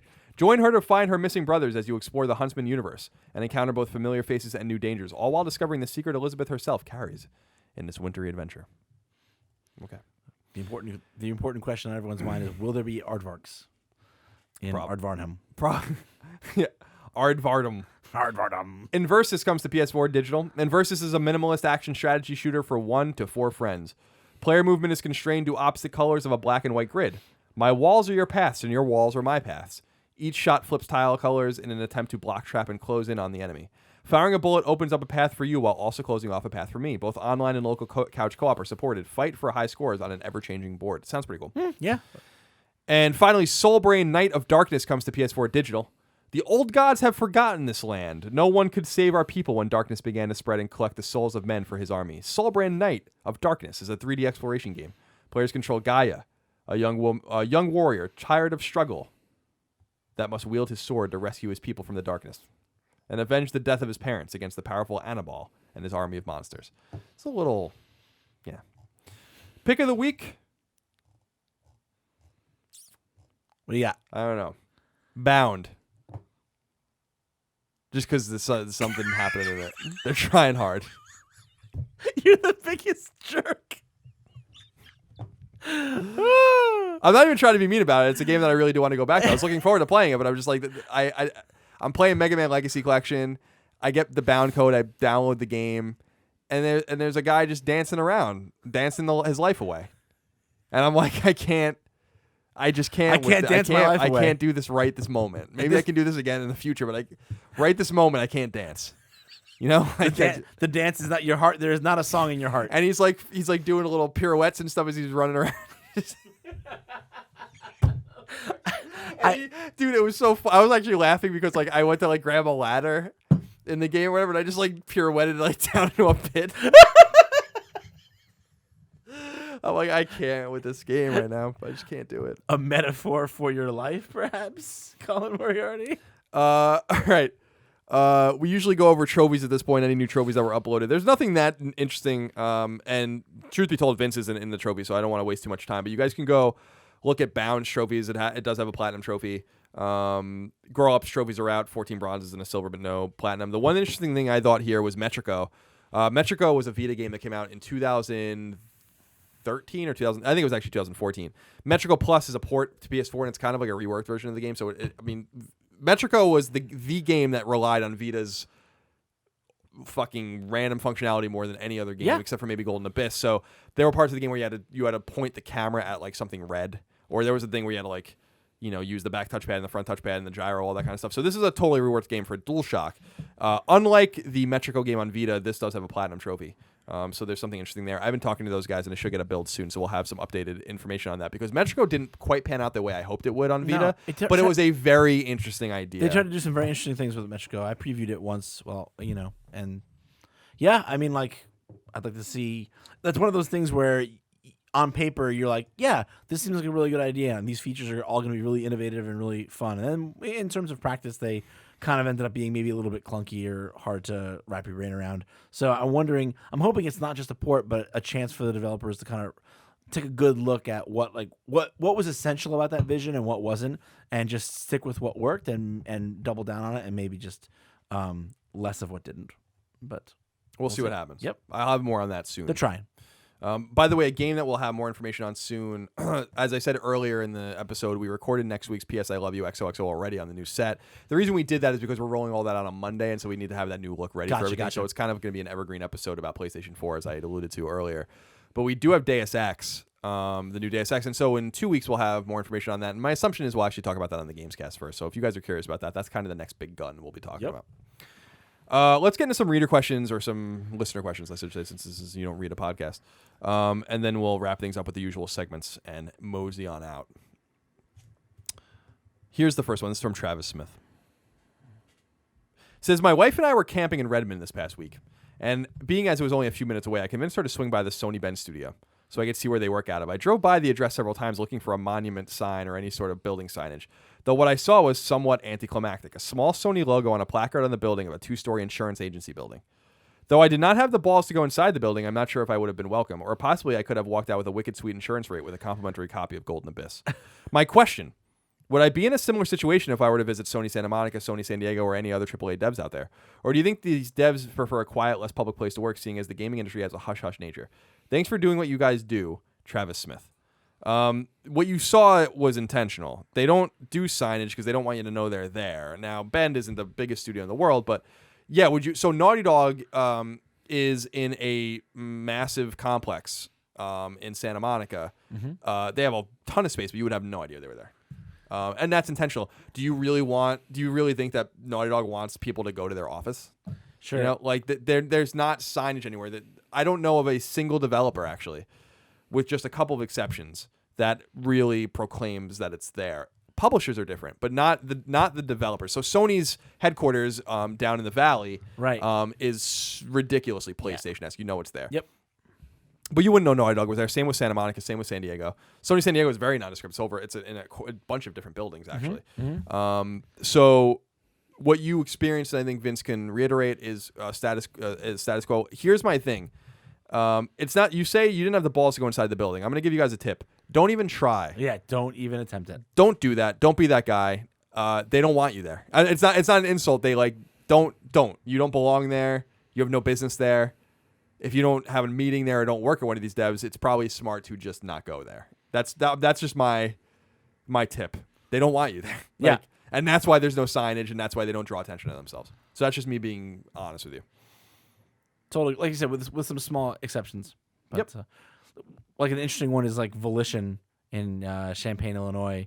Champagne. Champagne. I mean, they don't go out of their way to be like, but like there's a big Volition, like big hanging sign. They're on the corner, like one of the main intersections downtown in Champaign, and the city's kind of built itself up around them, and they're kind of like, they're almost rock stars. Like when I went to visit them for Agents of Mayhem, IGN First that we did, when I checked into the hotel, the receptionist could see that I was there, with Volition to see Volition, and she was like, "Oh, do you work for Volition?" She was very, very excited about the fact that I was going to see something that Volition was working on. So it's like one of the few exceptions where like the developer's kind of like the hometown hero where they are. But yeah, for the most part, there could be a developer right in your backyard in your town, and you'd never know. Yeah, I would say respect the boundaries. Yeah, I do.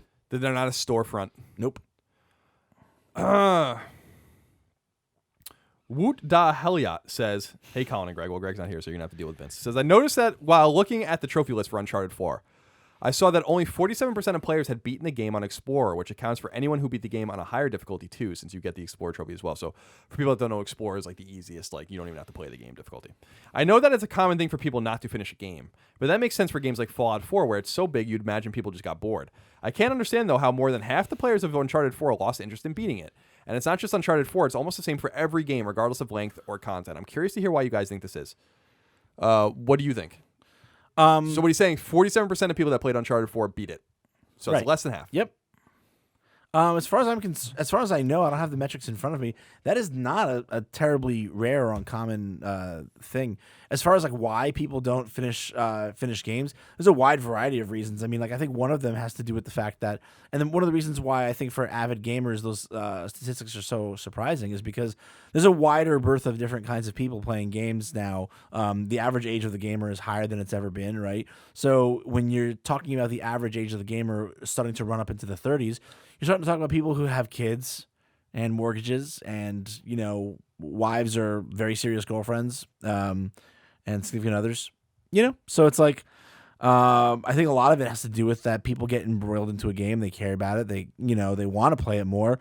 But, the realities of there are more gamers for whom the realities of and responsibilities of life are interfering with their game time than there ever have been. Like we're kind of like the first generation of gamers to carry video games into adulthood with us. So that clash of like, wanting to ply our hobby and live our lives and be good fathers, be good boyfriends, be good, is all, and good girlfriends and, and mothers and all that stuff, like that's just a bigger call, I think, on all of us. So I think everyone just, we also, by comparison, play a lower percentage of the games that come out every year, both because, like, A, they come out, there's more of them that come out, and B, because we don't have as much discretionary, when you're younger and you don't have to pay rent, you'd be surprised how easy it is to come up to scrape some cash together and buy a game. Like, you're poor, sure, you're a poor student or you're a poor recent grad, but, if you're living at home with mom still or, whatever, you can find that money. When you've got all kinds of bills to pay, all of a sudden you buy 2 games a year. And, so I think it all is part of the same trend of like, having a broader audience and having an older audience means having an audience that just doesn't have as much time to stay at home and finish a game. I don't think it's any other factor because games haven't gotten longer; they've gotten shorter. They've gotten longer. If you compare them to like the 8-bit and 16-bit era, they've gotten longer, right? Of course. But if you look at, say, like the moment when video games started becoming more mainstream, which I always look at like 95, 96, like, the PS1 era. PS1 brought in a huge influx of new players. In that era, games were kind of, I feel like, a little bit longer than they are now. Now I think it's like not too uncommon for you to see a single-player campaign that's only 3 or 4 hours long, or a good indie game that has a lot of heat behind it that's only a couple of hours, like maybe 2 hours or less long. So it's like, even though we're seeing shorter and shorter games, that doesn't change the fact that if you don't have the time and you don't have the money, then it doesn't matter how short or accessible the games are. So I think it has more to do with life factors and changes in the demographic than it has to do with any trends in game dev. I don't think. Yeah, I too am not too surprised by the 47% factor on the trophies for beating the game. What I'm always interested in, and what I think is much more telling for something, I don't know what necessarily it's telling us, is I always like to look at trophies that you can't avoid.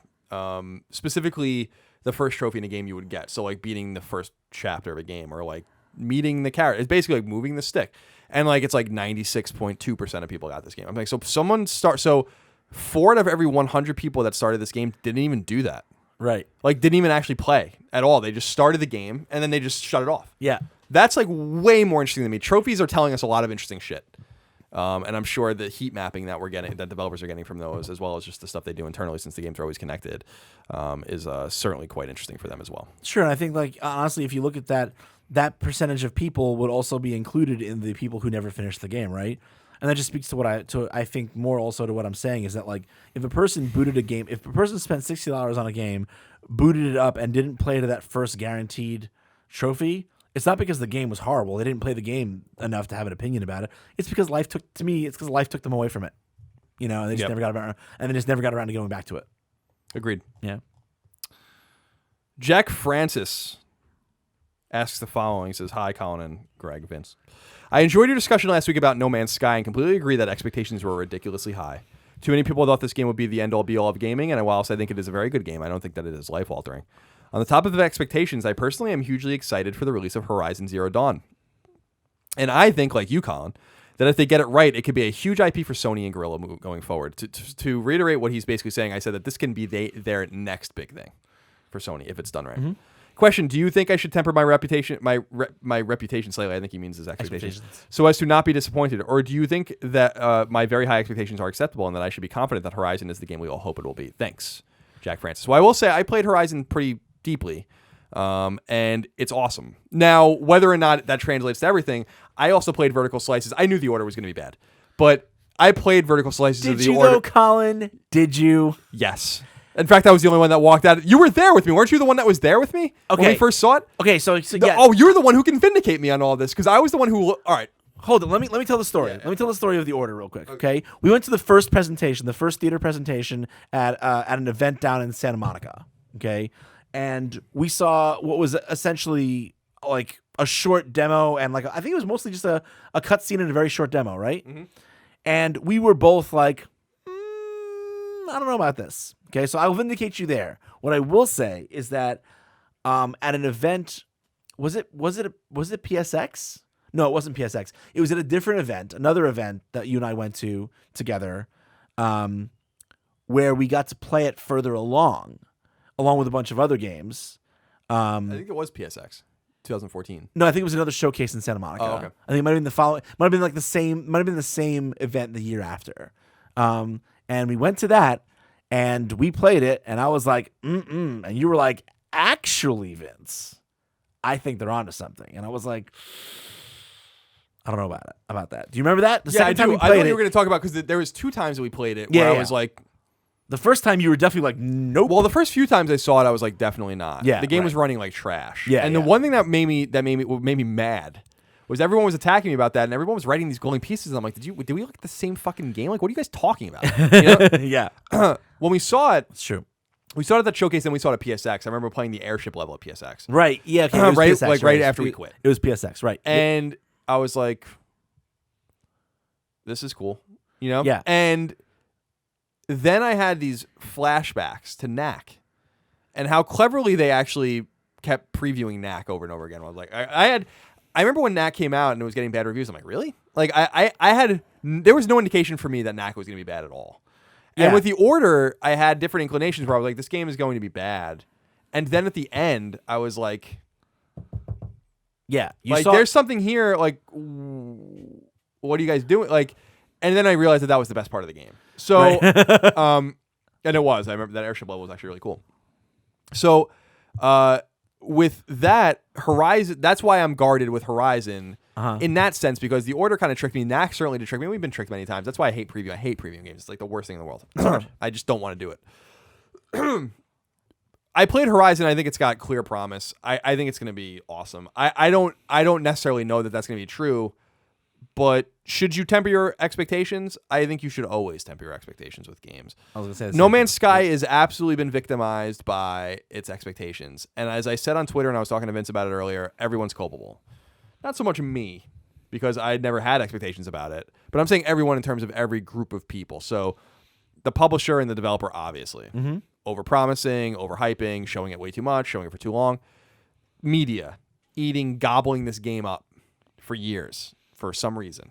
And then even enthusiasts and gamers have some culpability in it as well. So when you have a perfect storm, a maelstrom of like shit like that, no one's expectations are going to be reached. I know you like No Man's Sky. Yeah, I don't remember I like more than the average person does, I'd say. I don't remember a game this divisive in a long time. At least a AAA game that's this polar. Yeah. In terms of the way people are, it doesn't seem like anyone's in the middle. Like I don't see anyone being like, I'm seeing a lot of like, this isn't for me. This game sucks or it's boring, and I'm seeing a lot of like, wow, this game's really got its hooks into me. I can play this game for 1,000 hours. So for me, I played it for about 3 hours, and I really did hit a point where I'm like, I can't do this. Like I was like, I would like to give this game more time. Maybe I will, but I'm like, I don't really know. I'm doing this just to make a point now that I'm playing the game. Right. Just so I can say I played it for 6 hours, and then maybe you'll believe me more. But really, I'm having this come to Jesus moment more and more in my life where if a game's not pulling me in, I gave No Man's Sky even more time than I probably should have. No, because in half an hour, I'm like, this is kind of boring. Like, for me, like, I don't want to do this. Hyper Light Drifter, which I was actually really excited about, I started playing that the other day, and I played it for 15 minutes, and I'm like, I'm out. Like, I don't have time for this. Like, there's other games for me to play that I want to play, that I want to spend time with. I'm playing this game to prove a point. If I played this game to fruition, I'm doing it just so people tell me, don't bust my balls. Sure. And really, it's like, I'm not going to live my life like that. So I've moved on from both of those games. And what's funny is that I got codes for Brutal, No Man's Sky, and Hyper Light Drifter in similar times. And I played Brutal first because I was like, Brutal's going to be the game that's going to be the worst of the bunch, and I don't want to. I'll get it out of the way. And actually, Brutal ended up being, in my mind, better than both of those other games. And I like Brutal. Me too. Yeah. It's very straightforward. Like It is Brutal. what it is. You see it, and it is what it is. But I like it. Like I'm like, this game's fun. I enjoyed this game very much. And then, but I started at first because I was like, well, it looks cool, but I'm probably gonna like it the least. And out of those three games, it drew me in the most. I played that game for twice as long as both of those other games combined. So, just thought that was ironic anyway. Yeah, it's a funny thing where I do feel like I feel mixed feelings a little bit about what you're saying about No Man's Sky in terms of the expectations, because like sometimes I think about the expectations and I go, where do these expectations really come from? Like I look at, so from the publisher side, I mean, I can't remember a time when anyone from Sony or when Sean Murray himself stood up on stage and said anything about the game that was hyperbolic or untrue. Like they said it was going to be this huge procedurally generated, universe filled with tons of planets to explore. And they did it. They did deliver on that. They never said like I don't feel like what I want to avoid is, and maybe it's because like I've met the guy a few times and I know at least that my read on him is that he's a good, honest, and passionate dude. But like I don't think Sean Murray is like the second coming of Peter Molyneux that a lot of gamers are trying to like paint him as this like liar, charlatan or something, right? As a charlatan who promised big things, and then his game didn't have 1/3 of the things that he promised. Like Like Sean Murray never got up on a microphone and said, "I'm going to make the best spaceflight game that's ever been made." And said it's going to have this feature and this feature and this feature and this feature and this feature, and then the game had none of those. Like that did not happen, you know. So when people talk about the hype train being out of control, this is one of those things. I'm like, where? So then, what does a publisher do to control expectations? Like, how do they put forward what they think is cool about their game, and then also not be guilty of overhyping, right? And I think the answer is hidden in what you said, though. Is that you said showing it for so long. I think that's where you get into big problems because it's a combination of two things. It's you have this long amount of time from when the game is announced to when it comes out for people to speculate, for the anticipation to percolate and reach a fevered pitch. But also, this is going to sound like the most random thing that no one has probably said about No Man's Sky, but the problem was also that first unveiling of the game was one of the sickest trailers one of the sickest debut trailers I have ever seen. Like that debut trailer, I didn't know what I was watching. I didn't know what the game was about, but it was so beautiful and well done that I was like overwhelmed by it, right? So it's like eventually that wears off and, you know, you go back to reality and go, what is this game actually? But for a lot of fans, you get something like that spectacular and then you get years to think about what it's going to be. And it's almost invariably going to morph into something in their brain that it was never going to be, right? So it's like, even if you didn't say something dishonest, even if you didn't play the hype game, quote unquote, I still think that you have to be culpable in some way for how your audience is going to start riffing on taking the kernels of truth you've put out there about your game and then filling in the spaces in between with what they want if they have too much time to think about it. Yeah, I think that to your point, I don't think anything explicit was said. I could be wrong. Some people are circulating videos and articles about how they said this. I don't know. The thing that I'm saying is it was implied. And it was implied through attention. Not only time, but attention. Games are in development sometimes for 5, 6, 7 years, but they don't get attention. And No Man's Sky got its fair share of attention and then some. And I think that the implication by giving it that much attention was that it was going to be a game changer for them. And I think it was a huge mistake. I think Sony mistreated this game. I don't know that the culpability is on Hello Games as much as it's on Sony as the publisher. To be like, we shouldn't have done this for this long with this game. They did it a great disservice. This team's very small. The game's very algorithmic. We are, you know, as I said before, someone described it somewhere as, and it's a thing that you've heard before, but it's a mile long and an inch deep. And that's the way that entire game felt to me. I'm like, this is just, it's math.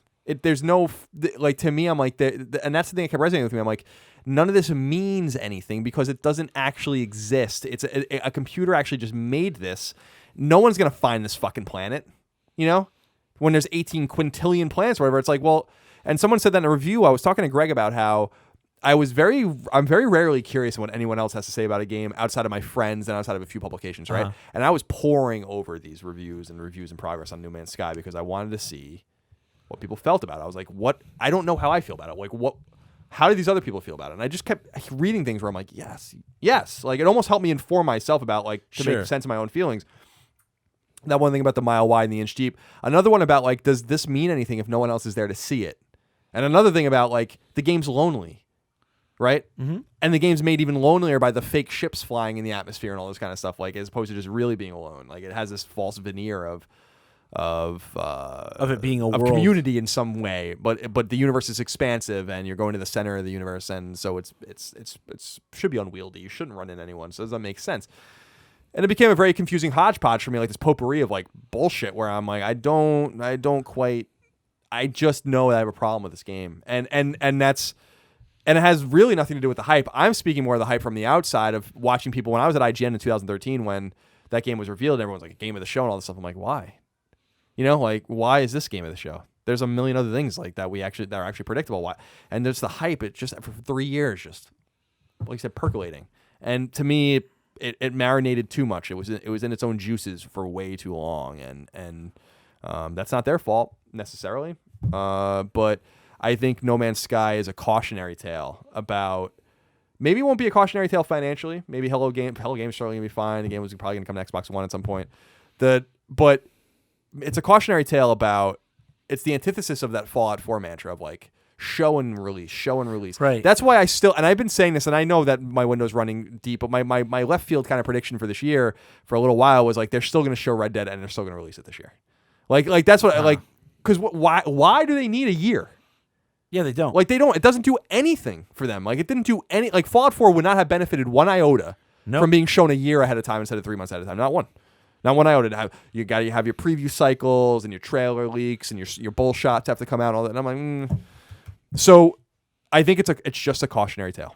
If the game was really great, I still think, and some people you think it is, and some people think it is. But if it was ubiquitously great, let's say it was like The Last of Us. No one thinks The Last of Us is a bad game. If The Last of Us, like you have to be, I really do. I think you have to be a crazy person to not understand why The Last of Us is a good game, right? Right. It's just one of those games. It's like Super Mario Brothers. It's like, of course, it's a good game. Even if it was that good, if it still just existed in the ether for 3 or 4 years, it would have never met everyone's expectations. People still would have shit on it. And that's why I think it's going to happen with The Last Guardian, as everyone predicted, is like The Last Guardian is probably going to score 2 points lower than it would have if it wasn't The Last Guardian. I really do believe that. Yeah. Like, people that put scores on the games, maybe not consciously, but The Last Guardian might have been an 8 or a 7, and I bet you it's going to be a 5 or a 6. Sure, and I think something else that I want to add real quick before we move on from it about No Man's Sky is that I want to tell you why I think the press got so excited about it. Because honestly, in this case, I would say the press includes me. Like I was there at the time too, so I'm culpable as well. Yeah, I mean, like I saw those first trailers and I lost my mind, and then I was one of the. For a long time, there was a period of time where I was the person on Earth who had played No Man's Sky more than anyone else outside of Hello Games. I got this big 2-hour chunk of time to play the game for IGN first, which was more than anyone had been left alone with the game for.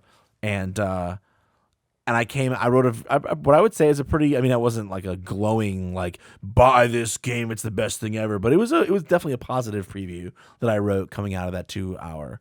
Hands-on. So I think to some degree, I want to speak about why I think the press got excited about it. Something that you've seen this happen over and over again over the years, is that when new hardware comes out, the first thing that everyone rushes to see is something that's visually spectacular.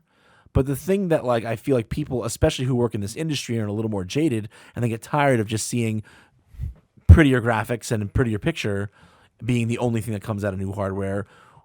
Especially a lot of us in the press, I feel, say, what does all that power do for design? What does that power do for gameplay?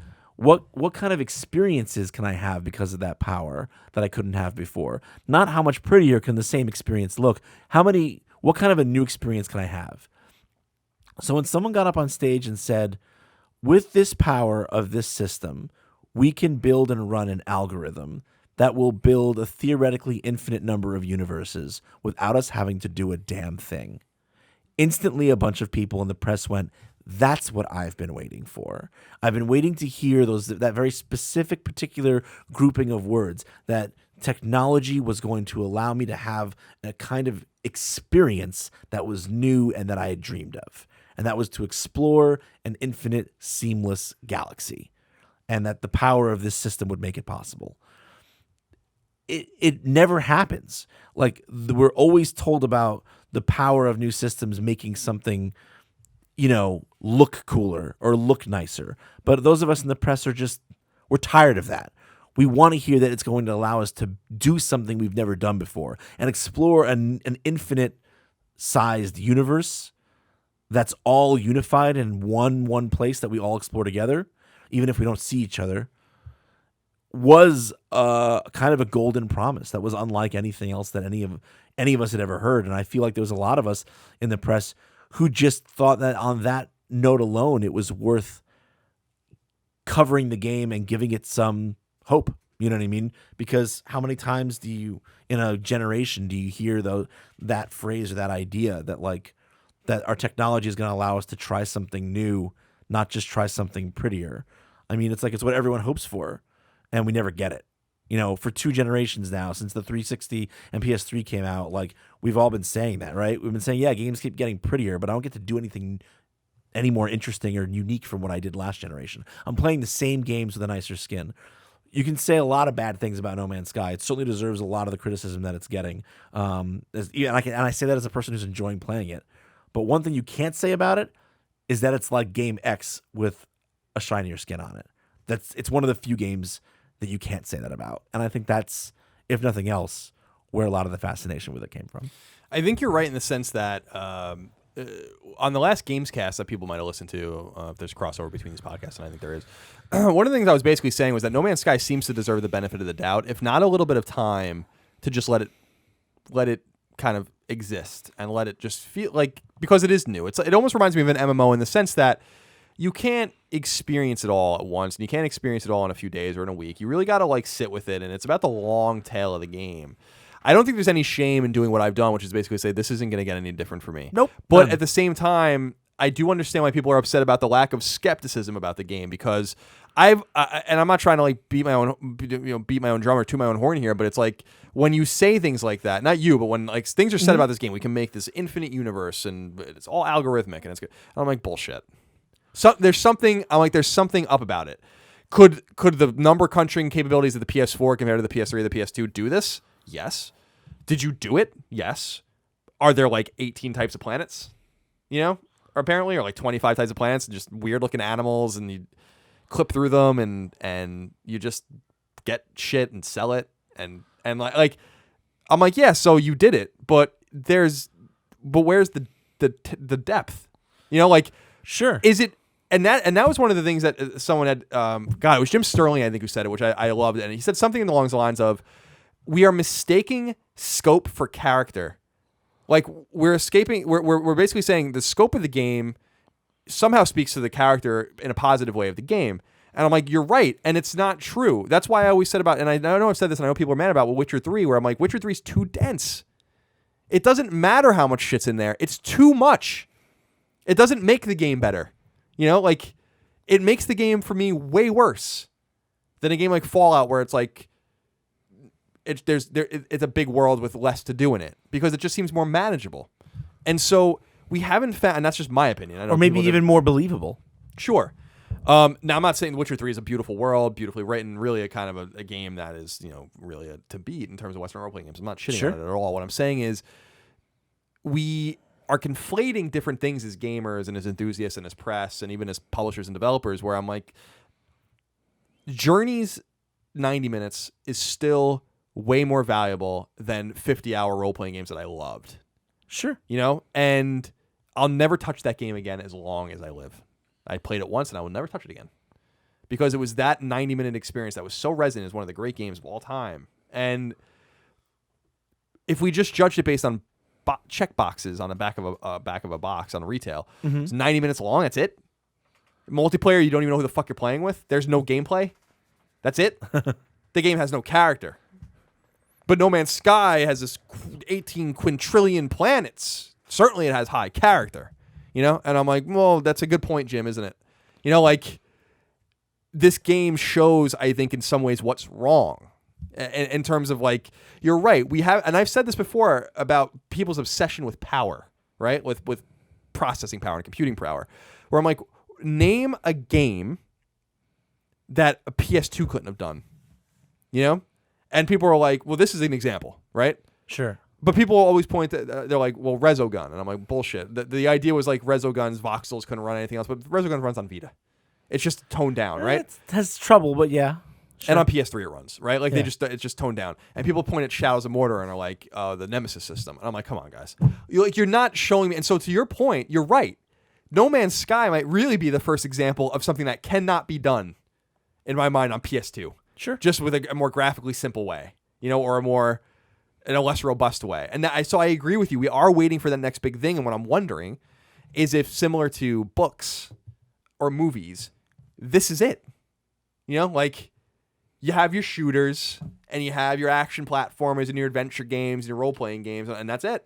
Just like you have your thrillers, and just like you have your techno thrillers and your mystery novels, and just like you have like forever and ever and ever and ever. And it's how people like iterate in those things that matters most. Are there new movie genres? Like, no, but everyone's like, well, comic book movies, and I'm like, well, they're action movies. Right, exactly. Or like, are there new, like, House of Leaves is a great book and it's written in a very unique way, but it's a thriller, it's a horror book, and so I'm wondering if we also almost expect too much as well. Well, sure, that's a great question to ask. I guess my answer to that would be, I think we've run out of structures to explore in film. Different structures and tones and whatnot. But at the same time, film has been around for quite a bit longer than games over have. 100 years. Right. So I think you're right. We're going to have to ask that question eventually. Is this it? Or do we have the structures and genres and base, kind of Campbellian formulas that we're going to have? And now it's just, what values we plug into those variables, right? And what it comes out with and to what level of production and skill its creators can bring to it. At some point we'll have to ask that question. Like, I think we're at the end. But I think it's too early in our medium's life to start saying that. And if the takeaway, and I said something like this on Twitter that got me in a little bit of trouble with a lot of Pokemon Go fans when I was saying that how I feel like Pokemon Go and No Man's Sky, while they're completely different games, they have similar sets of shortcomings. They're both maybe a little bit shallow. They're both kind of buggy and maybe not as polished as they could be. They both kind of rely on kind of collectathon loops that are kind of grindy and monotonous. But yet one is like super successful because it's super accessible. It's very accessible and it's got a powerful franchise behind it, and it's less lonely of an experience because, you can walk around a park and there's other people playing it and all that. And so it gets all this love and adoration, and it does well and it succeeds. And then, No Man's Sky is more lonely and ambitious and, doesn't have necessarily a lot of accessibility or recognizable fun things about it the way Pokemon might have. And so it gets kind of cast down and looked at kind of as, like you said, a cautionary tale or a tale of hubris or a poor risk. And I guess that makes me a little bit sad because I don't want to live in a world where No Man's Sky is the haha, I told you so, you shouldn't even try example. Instead, I want it to be the okay, it's not a great game, but it's an interesting step in a new area we can explore. Let's keep going. And the sad thing is that it sounds like from the way people are receiving it, and from if I'm a game developer, I said this on Twitter too. If I'm a game developer and I look at what do I do? Do I try to go with the No Man's Sky approach of trying something that's a little bit too big for my britches, but it's interesting and it's new, and maybe I fail a little bit at it, but I take another step forward in that direction for game development? Or do I go with something super safe and easy that I know will return something for me right now? If I look at the lesson that's being taught here, I go as a developer, let's do the safe thing that we know we can do.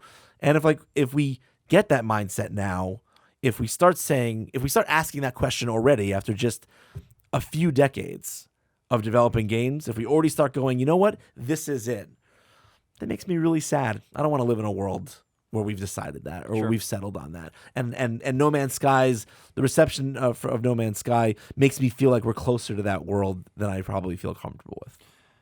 I think to your point, and kind of wrapping this up, I guess, is that I feel like a lot of it is a lot of the amalgamation of aspects of a game seems to be subjective and time based. And in other words, a game like that, we were mentioning the Banner Saga before. I never beat it, but I spent a lot of time with it and I liked it.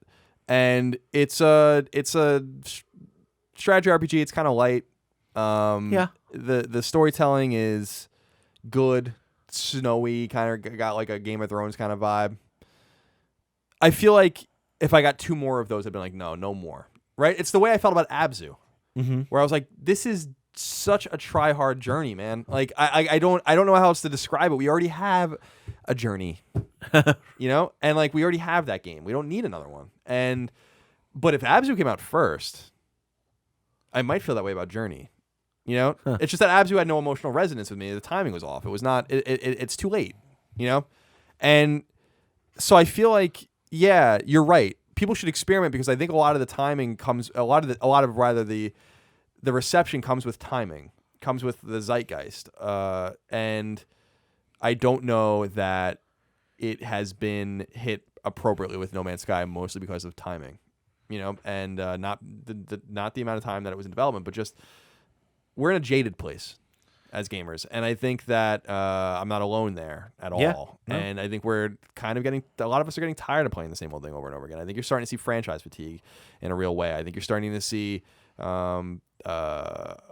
moroseness about the way we kind of receive some games, and a sort of stagnation in the way games are delivered. And I am in the place where I'm like, is this it? You know, when I get excited about Bloodstained Ritual of the Night, it's because it's Castlevania. It's not because it's new. It's because it's fucking old. You know, I saw that Monster Boy or Wonder Boy, whatever the fuck that game's called today. I was like, this game looks awesome because it looks like something I played 20 years ago. You know, I see. I play Call of Duty's campaign almost every year, and I saw the new Call of Duty, and I'm like, oh, space. Like, I'd rather go back to World War II. Like, can we just go to World War II like every year? You know, like, so maybe I'm the problem.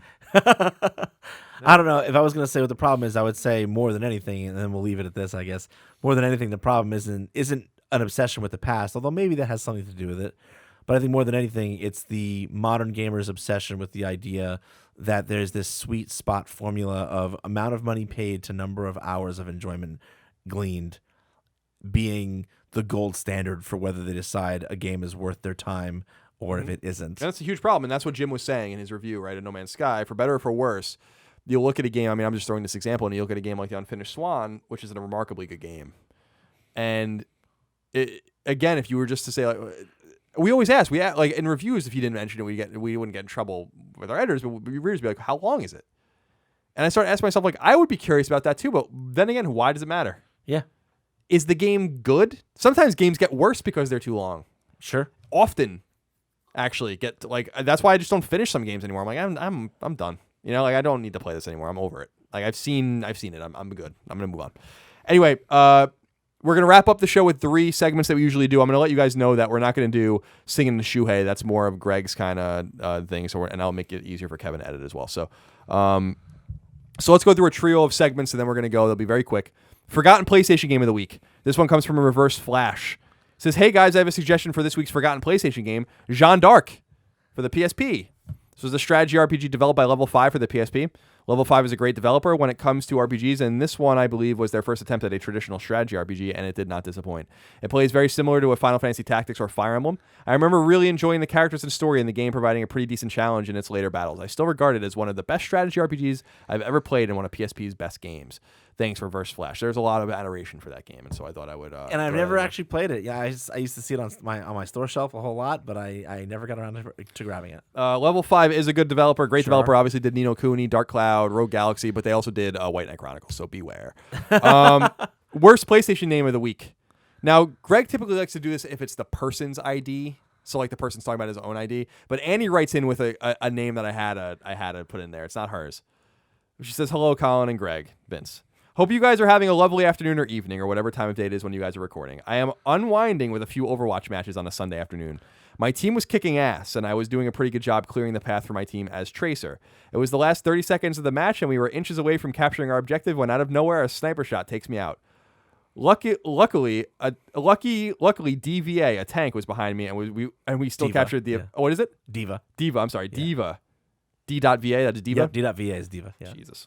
Luckily, Diva, a tank, was behind me, and we still captured the objective. But what makes death inches away from victory more infuriating is being taken out by a Widowmaker named Anime Tit Lover. Love from Toronto, Annie. Who is Thank you, playing Annie. the correct character. Anime Tit Lover. Jesus Christ. And P.S. I Love This Best Friend this week comes from a man named Colin, but with 2 L's. He says, P.S. I Love You XOXO is one of my favorite podcasts. Incorrect. It's your favorite podcast. I loved going from Xbox 360 to PS4. It just felt right. My only issue with PlayStation is I never have any friends to play with. I want to jump into the Doom, Dying Light, and Uncharted 4 multiplayer because I haven't yet.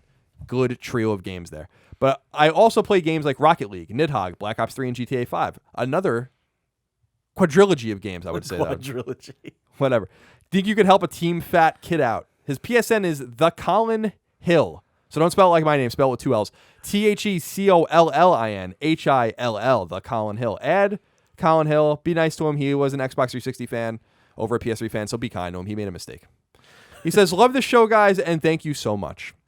And that's it for us on PS I Love You XOXO. I don't know what episode this is. We'll figure it out later. Vince, thank you for joining me. I hope you had fun today. I had a blast, as always. Thank you for making time for us. Oh. You're welcome with us anytime. All your work can be found at IGN.com. You're the reviews editor over there. I'm okay. Well, I'm Not on paper. I am not a review. I'm just a regular old editor, but Okay, I do lots. But I do a lot lots of reviews over there. I Yes. mean, in my experience, that's like all you did. So. Yep. But I guess it sounds like you're previewing and doing some other things as well. So Yes, it's good to get out of sir. your cage every once in a while. Yeah, man. They can follow you on Twitter at Vincognito. Correct. VINCOGNEATO. Before we go, I have one question for you. If you can answer it just very briefly. Absolutely. What's the deal with Street Fighter V? Are people coming around to it? Because I know that it seemed to be lukewarm. It missed sales expectations, and I was curious to ask you that before we left. Are people enjoying it? Evo just happened and all that kind of stuff. Like, what's the deal? The real quick version is the game has not hit as well with the casual fighting game fan as Street Fighter 4 did. It certainly started out very strong with the competitive players, and it's still very strong with competitive players. Although some things that have come to light about the game's engine, most notably the native 8 frames of input lag that are kind of coded into the way the game works, have soured some people's ideas about it, and they're looking to see that fixed. So overall, I would say the game is still in a very strong place. It's still a great game, and it put up record numbers at Evo. So it's not going anywhere. And it's not going to be Street Fighter Cross Tekken where people just stop playing it. But it definitely has some ground to gain still, both with casual players and a little bit to make up now with competitive after some of the things that have come to light. Cool. Thanks for that. Yeah, I always like your insight on fighting games because I enjoy them, but I don't understand them. Vince, thank you so much for your time. We'll have you back soon for either this or Gamescast or something else. Awesome. Be well. Thank you so much for supporting us. By the way, again, this is the very last episode of PS I Love You XOXO from this old set. With the exception of a Gamescast exclusive for the Patreon supporters that I'm going to be recording with Danny O'Dwyer. This is the last show we'll ever record here. So because of your support on Patreon, as well as other things, we're moving to a new studio, and we're going to unveil that August 22nd at 10 a.m. Pacific time on twitch.tv/kindoffunnygames with a bunch of cool show unveilings and shenanigans, I'm sure, for 12 hours. So Kevin's nodding in agreement in a very vigorous kind of way. So we'll see you next week. Thank you so much for your support. We love you, and we appreciate you. Goodbye.